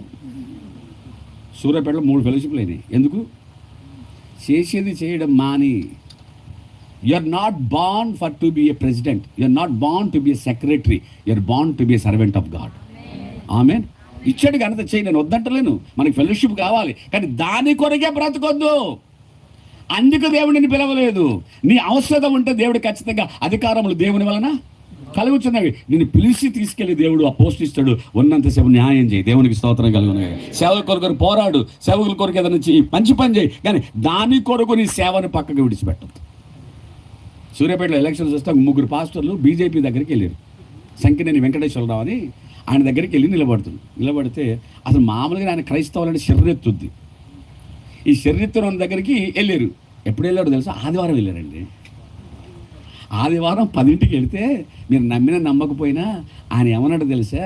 ఒక దాంతో ఉంటే సంసారం అంటారు, ఇద్దరు దాంతో వ్యభిచారం ఉంటారు, ముగ్గురితో ఇది ఉంటారు, టపా టపా టపా టపా పేలిసి మీరు ఏం పాస్టర్లు రా నాయన, ఆదివారం గుడి ఎగ్గొట్టి వస్తారా మీరు అన్నాడు. ఆయనకి తెలిసిందండి ఆదివారం గుడి ఉంటుందని. ఈ పాస్టర్లను సంఘ పెద్దలకు ఇచ్చేసి ఫోన్ చేస్తే ఆయన వచ్చాడు సూర్యాపేటకు అనేసరికి సంఘాన్ని విడిచిపెట్టేసి ఆడికి వెళ్ళిపోయి నిలబడి, మేము పాస్టర్లమండి, రేపు మిమ్మల్ని గెలిపిస్తామండి, మాకు డబ్బులు కావాలండి అందరు దరిద్రులు. వీడు పాస్టర్ ఎందుకు అవుతాడు? అడుక్కునేటాడు. ఎలక్షన్లో డబ్బు తీసుకునేటాడు వాడు పాస్టర్ ఎందుకు అవుతాడు? కాడండి. ఇస్ బెగ్గర్, రాయల్ బెగ్గర్ వాడు. అందుకని నన్ను చాలామంది ఇష్టపడరు. ముక్కుసూటిగా మాట్లాడుతాను నేను. చట్టమేమో తీసుకోవద్దని చెప్తే వీడెళ్ళేమో మేము మీకు ఒకటి అట్లనే యథార్థంగా ఉండే వీడు టీఆర్ఎస్ కాడ తీసుకుండు, కాంగ్రెస్ కాడ తీసుకుండు, బీజేపీ కాడ కూడా వెళ్ళిపోయాడు. ఆయనకి జుట్లోకి వెళ్ళింది. ఆడు అన్నాడు, మీరు కాంగ్రెస్లో తీసుకున్న సంగతి నాకు తెలుసు, ఎందుకంటే వీళ్ళందరూ ఫ్రెండ్సే, ఎంత ఇచ్చినావు అన్నాడు, నేను 5,000 ఇచ్చిన అన్నాడు. మరి వీడు మళ్ళీ నా దగ్గరకు వచ్చాడు ఏంటి? వీడు మీరు అబద్ధం ఆడరు కదా, ఎవరికైనా ఒక్కరికే ఓటేయాలి కదా, మరి ముగ్గురు కాడ ఎట్లా తీసుకున్నావా నువ్వు? ఇమ్మును బట్టి కదా అన్న నామం అన్ని జనుల మధ్య. ఈ పిచ్చి, ఈ గజ్జి చెట్లకు కూడా అంటిందంట. చెట్లకి అంటి అన్ని చెట్లు కడిగిపోయి ఎడిగిపోయినా తెలుసా? ఓలివ చెట్టు కడిగిపోయిందంట. పోయి అంటాడంట, ఓలివ చెట్ట నువ్వు మా మీద రాజుగా ఉండు, నీకు పట్టాభిషేకం చేస్తావు, నీకు కిరీటం పెడతావు ఏలు అంటే అదనదంట. మీకు సిగ్గు లేకపోతే సరే, నాకు లేదా? నాకు సిగ్గుంది. ఎందుకో తెలుసా? దేవుని మందిరంలో ప్రదీపములు వెలిగించడానికి ఏ నూనె వాడతారు? ఓలివ నూనె వాడతారు. ప్రజలను అభిషేకించాలంటే ఏ నూనె వాడతారు? ఓలివ నూనె వాడతారు. నా తైలము నెయ్యక మాని మీ మీద రాజుగా ఉండడానికి ఊగడానికి వస్తాను అనుకున్నా. వెళ్ళిపోయి అన్న బుద్ధి వచ్చింది. అందరు తలదించుకొని అక్కడతోనే నోరు మూసుకుంటారంటే మూసుకోలేదు. ఎక్కడికి వెళ్ళారో తెలిసే? అంజూరపు చెట్టు దగ్గరికి వెళ్ళారట. అప్పుడన్నా బుద్ధి వచ్చిందా? రాలేదండి. అంజూరపు చెట్టు దగ్గరికి వెళ్ళి ఏమంటారమ్మా? మమ్మల్ని ఏలుమని. అంజూరపు చెట్టు ఏమంటుంది? నేను చెట్ల మీద రాజునై ఉండి ఇటు అటు ఊగుటకు నా మాధుర్యమును నా మంచి ఫలమును నేను ఇయ్యక మానుదునా? అబ్బా, దేవుడు నాకు మాధుర్యాన్ని పెట్టాడు. నా ఆకులు వైద్యానికి వాడబడతాయి, నా పండ్లు ఆరోగ్యానికి వాడబడతాయి. యేసుక్రీస్తు ప్రభుల వారు ఈ లోకంలో ఉన్నప్పుడు ఆయన బేతని అనే గ్రామానికి వెళ్తున్నప్పుడు రోడ్డు పక్కన ఉన్నప్పుడు అంజూరపు చెట్టును చూసి తన ఆకలి తీర్చుకోవాలనుకున్నాడు. ఆయన మనుషుల ఆకలి తీర్చుకోవడానికి, నా మాధుర్యాన్ని ఇవ్వడానికి దేవుడు నన్ను ఒక పర్పస్తో ఈ లోకంలో పెడితే నేను ఆ పర్పస్ను పక్క పెట్టేసి వచ్చి మీ మీద రాజునై ఉంటానా? భలే వచ్చారు. మీకు సిగ్గు లేకపోతే నాకు లేదు అన్నది. మళ్ళీ ఈ చెంప పగిలినట్టు అయిపోయింది. మళ్ళీ అక్కడి నుంచి వెళ్ళిపోతారా, ఇంటికి వెళ్ళిపోయి ప్రార్థన చేస్తారా? చేయరు. మళ్ళీ ఎక్కడికి వచ్చారు? మళ్ళీ ద్రాక్ష చెట్టు కాడికి వచ్చారు. ద్రాక్ష చెట్టు కాడికి వచ్చి ఏమంటారమ్మా? నీ వచ్చి మమ్మల్ని ఏనుమని ద్రాక్షవల్లిని అడగగా, ద్రాక్షవల్లి దేవునిని మానవులను సంతోషపెట్టు నా ద్రాక్షరసమును నేను ఇయ్యక మాని చెట్ల మీద రాజునే ఉండుటకు నేను వస్తానా అన్నది. ఒకసారి గట్టి స్తోత్రం చెల్లించండి. హల్లెలూయా. దేవునికి మహిమ కలుగును గాక. మనుషులను, రాజులను అందరినీ సంతోష పెట్టడానికి దేవుడు నన్ను ఇచ్చాడు. అంతేకాదు, నేను అంటాను దానిలో లేకపోయినప్పుడు కలుపుతాను. ఏంటో తెలుసా?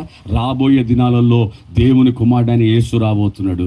యేసు వచ్చిన తర్వాత నా రసాన్నే తీసుకొని ఇది మీ కొరకైనా నా రక్తం అనబోతున్నాడు. అయ్యా, మీ పాప పరిహారార్థమై ఇవ్వబోతున్నటువంటి రక్తం ఉంది. ఆ రక్తానికి సాదృశ్యంగా ఉండబోయేది నేనే. నా ద్రాక్షరసాన్ని ఇవ్వడం మానేసి మీ మీద రాజుగా ఉండడానికి వస్తానా? మీకు బుద్ధి లేకపోతే సరే, నాకు లేదా? వెళ్ళిపోండి. ఇంకెవరున్నాడు? ఎవరు లేరు. ఆఖరికి ఎక్కడికి వచ్చారో తెలుసా? ముళ్ళ చెట్టు కాడికి వచ్చాయంట. ముళ్ళ చెట్టు కాడికి వచ్చి రాజుకు చేయడు వా ఐఎమ్ రెడీ అన్నదట. ఈ ముళ్ళ చెట్టు కాడికి పోయి నిలబడండి, గాలి వస్తే ఏమైంది?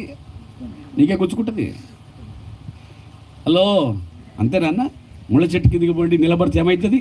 గాలి వస్తే నీ ఒళ్ళు గీకుతుంది. నువ్వు చూడకపోతే నీ కన్నును కూడా, అంటే నువ్వు ఎందుకున్న షెట్టే నీకేం చేస్తుంది ఆఖరికి? నేను వీడికి ప్రెసిడెంట్ పోస్ట్ ఈసారి ఇస్తే వీడు నాకు ఇస్తలేడన్నా, వీడు నాకే వెనక తిరిగిండన్నా, నాకే రివర్స్ అయింది అయినా. నేను మేలు చేస్తే నాకు ఇడే చేస్తుడు. అది అయింది. మాని అనండి అంటే ఈ ప్రసంగం అంత ఏందో తెలుసా? పర్పస్ ఉంది. ఆమె చెప్పండి. హల్లెలూయా. పర్పస్లోనే ఉన్నావా? మంచి కడవరి విజ్ఞాపన ఉద్యమం దాంట్లో ఉండండి. పర్పస్ నుంచి బయటికి రాకండి. 8 సంవత్సరాలు అయిపోయింది. అధికారాల కొరకు చూడకండి, నాయకత్వం కొరకు చూడకండి. నీ ఉద్దేశం రావాలి, మోకాళ్ళు వేయాలి, ప్రార్థన చేయాలి. నాకు ఈసారి వాక్యం ఇవ్వలేదు, నాకు ఈసారి అవసరం లేదు. నీకు వచ్చే రోజు ఖచ్చితంగా వస్తుంది. ఆ రోజు కొరకు వెయిట్ చేయి. దేవునికి స్తోత్రం కలుగును గాక. నీకు కాపరత్వాన్ని ఇచ్చాడు, కాపరి పని చేయి. విజ్ఞాపన చేయడానికి దేవుడు మిమ్మల్ని అనుకున్నాడు, విజ్ఞాపన చేయండి. దేవుడి మాటలు దీవించును గాక. హల్లెలూయా. సౌలు ఫిలిష్తీయులను తరుముట మాని దావీదు వెంటపడ్డాడు. దావీదు వెంటపడ్డ ఆ సౌలు సింహాసన ఆసీనుడు కాదు, హీ వాజ్ డిగ్రేడెడ్. సింహాసనం నుంచి బయటకు వచ్చాడు. ఎవరినైతే తరమడానికి వెళ్ళాడో ఆ తరమబడుతున్న వ్యక్తిని తీసుకొచ్చి సింహాసనం మీద కూర్చోబెట్టాడు మన దేవుడు. దేవునికి స్తోత్రం. స్త్రీలు చాలాసార్లు మిమ్మల్ని I want to encourage you. చాలాసార్లు మిమ్మల్ని బాధపడే మాటలు అంటారు, చాలామంది కించపరిచే మాటలు అంటారు. నేను ఒక్కడే మాట చెప్తాను. పరిశుద్ధాత్మ దేవునికి ఒకవేళ మిమ్మల్ని వాడుకోవడం ఇష్టం లేకపోతే 120 మంది మేడగదిలో అందరి మీదకి పరిశుద్ధాత్ముడు వచ్చాడు. ఎవరి మీదకి రావాలి మరి? ఒకవేళ స్త్రీలు వాడబడొద్దు అంటే పురుషుల మీదకే రావాలి. కానీ ఆ రోజు 12 మంది అపోస్తులతో పాటు స్త్రీలు ఉన్నారు, పురుషులు ఉన్నారు, మరియ ఉంది, అందరు ఉన్నారు. పరిశుద్ధాత్మ దేవుడు అందరి మీదకి వచ్చాడు. అంటే పరిశుద్ధాత్మ దేవునికి పక్షపాతాలు లేనప్పుడు నీకెందుకు రా భయ పక్షపాతం? వాడబడే సేవకురాలు ఉన్నారు, మంచి ప్రసంగాలు చేసేవాళ్ళు ఉన్నారు, సంఘాన్ని కదిలించేవారు ఉన్నారు, ప్రార్థన చేస్తే అగ్ని కురిచే సేవకులు ఉన్నారు, సేవకురాళ్ళు ఉన్నారు. వారిని మనం ప్రోత్సహిద్దాం, బలపరుచుదాం.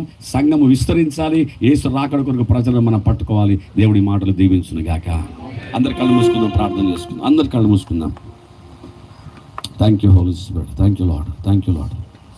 హల్లెలూయా. వీలైతే లేచి పడదామండి. Let's stand. చాలా విషయాలు పరిశుద్ధాత్మ దేవుడు నీతో మాట్లాడాడు. నేను మరలా I don't want to repeat that. ఫిలిష్తీయులు తరమాల్సిన నువ్వు ఫిలిష్తీయులను తరమకపోతాయి. శరీర కార్యాలను తరమాల్సిన నీవు వాటిని పంచి పోషిస్తున్నావా? కోపమును నువ్వు తరమాలి, అసూయను నీలోంచి తరమాలి, ద్వేషమును నీలోంచి తరమాలి, అల్లరితో కూడిన ఆటపాటలను తరమాలి. శరీర కార్యాలు స్పష్టమవుతున్నవి అన్నాడే, వాటన్నిటిని పెంచి పోషిస్తున్నావా లేకపోతే వాటిని నీ జీవితంలో నుంచి తరమేస్తున్నావా? తరమేయకపోతే నీ అసూయే, నీ కోపమే, తన కోపమే తనకు శత్రువు అన్నట్టుగా ఏ కోపాన్ని అయితే నీ జీవితం నుంచి తరమాలో అది తరమకుండా ఉంటే నీకే హాని జరుగుతుంది. పాపాన్ని తరుము, ద్వేషాన్ని తరుము, సహోదర ప్రేమ కలిగి ఉండు. కలిగి ఉండాల్సిన దాన్ని ఉండక దేనిని పెంచి పోషిస్తున్నావు? స్నేహితుడా, సహోదరుడా, నీకు మంచి ఐక్యతను దేవుడిచ్చాడు, మంచి భారాన్ని దేవుడిచ్చాడు, మంచి నాయకత్వాన్ని దేవుడిచ్చాడు. ఎందరో మిమ్మల్ని బయటికి రమ్మని పిలుస్తారు. ఏం చేస్తారండి ప్రతిసారి శనివారం ప్రార్థన? మీకు లేదా ప్రార్థన? మీరే చేసుకోవచ్చుగా ప్రార్థన. కలిసి చేయాలా ప్రార్థన? ప్రతి శనివారం చేయాలా ప్రార్థన? ఇలాంటి మాటలు ఎన్నో ఎన్నుండొచ్చు. నీవు అన్నది అన్యుడు కాదు, అన్నది పాస్టరయ్యే ఉంటాడు, తోటి సేవకుడై ఉంటాడు. ఈరోజు ఒక్క చిన్న ప్రార్థన చేయ, ప్రభువా I want to be in the purpose. నేను పర్పస్లోనే ఉండాలి. హల్లెలూయా. నువ్వు పిలిచిన పిలుపులోనే ఉండాలి. అందుకని భక్తుడు అంటే దేవుడు పేతురు అంటాడు, ఇదిగో నీ పిలుపును నిశ్చయం చేసుకో, నిశ్చయం చేసుకో. ఏ పిలుపులోనే ఉన్నావు, ఏ పర్పస్లోనే ఉన్నావు, ఏ ఉద్దేశంతో దేవుడు పిలిచాడు, ఎందుకొరకు పిలిచాడు, ఏం చేయమని పిలిచాడు, వాట్ ఈస్ యువర్ పర్పస్? హల్లెలూయా. ఒక పక్కకు వెళ్ళే అవకాశం నీకు దొరికితే ఈరోజు ప్రభునితో మాట్లాడుతున్న, ప్రభా ఐయామ్ సారీ లార్డ్, అనవసరమైన వాటిలో నేను జోక్యం చేసుకుంటున్నాను, నాకు వద్దు ప్రభా. నీ పర్పస్లోనే నేను నిల్చుంటాను, నీ కొరికే నేను నిలబడతాను. అప్పుడే కదా దేవుడు బలానమ్మకమైన మంచి దాసుడా అంటాడు. ఎందుకంటే చెప్పిన పనిని చేశాడు కనుక మంచి దాసుడు. హల్లెలూయా. ప్రార్థన. పరిశుద్ధమైన తండ్రి, కృతజ్ఞత హృదయాలతో గుండె నిండా కృతజ్ఞతతో నీ పాదాల దగ్గరికి వస్తున్నాం.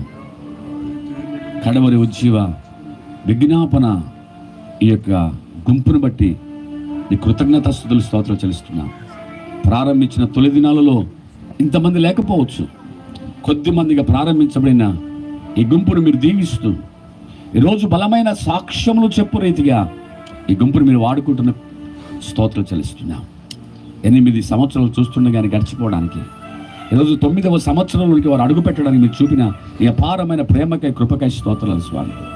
వాళ్ళొక ఉద్దేశంలో ఉన్నారు, ఆ ఉద్దేశమును మాని బయటికి వెళ్ళకుండా కృప చూపించండి.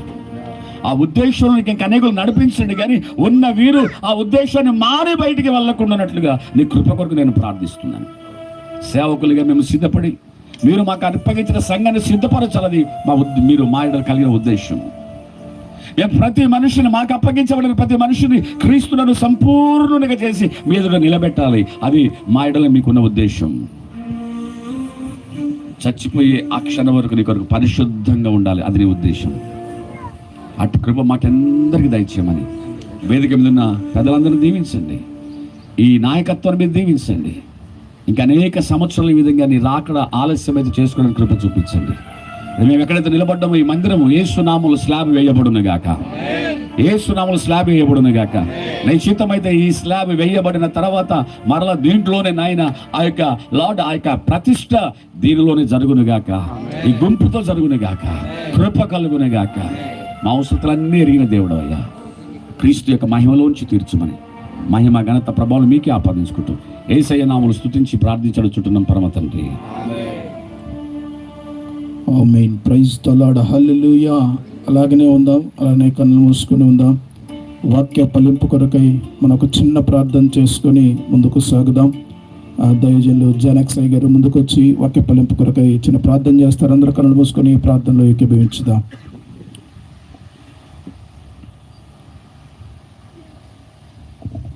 మహాగణుడ మహోన్నతుడ సర్వాధికారునికి స్తోత్రాలు. ప్రభా, మీరు మాతో మాట్లాడిన ప్రతి మాటకు నీకు వందనాలయ్యా. సేవకులుగా కూడి అయ్యా ఈ రీతిగా నీ సన్నిధిలో ప్రార్థించడానికి అయ్యా నాయన ఒక ఐక్యతను మీరు మాకు కలగచేసేందుకు నీకు స్తోత్రాలు. లేఖన భాగము ద్వారా సూటిగా మీరు మాతో మాట్లాడారు. మా పిలుపు, మా ఏర్పాటు ఏమిటో దానిలో మేము స్థిరముగా నిలబడాలని సూటిగా మీరు మాట్లాడిన ప్రతి మాటగా నీకు వందనాలయ్యా. గొప్పవాడా నీకు స్తోత్రాలు. మీరే మా జీవితం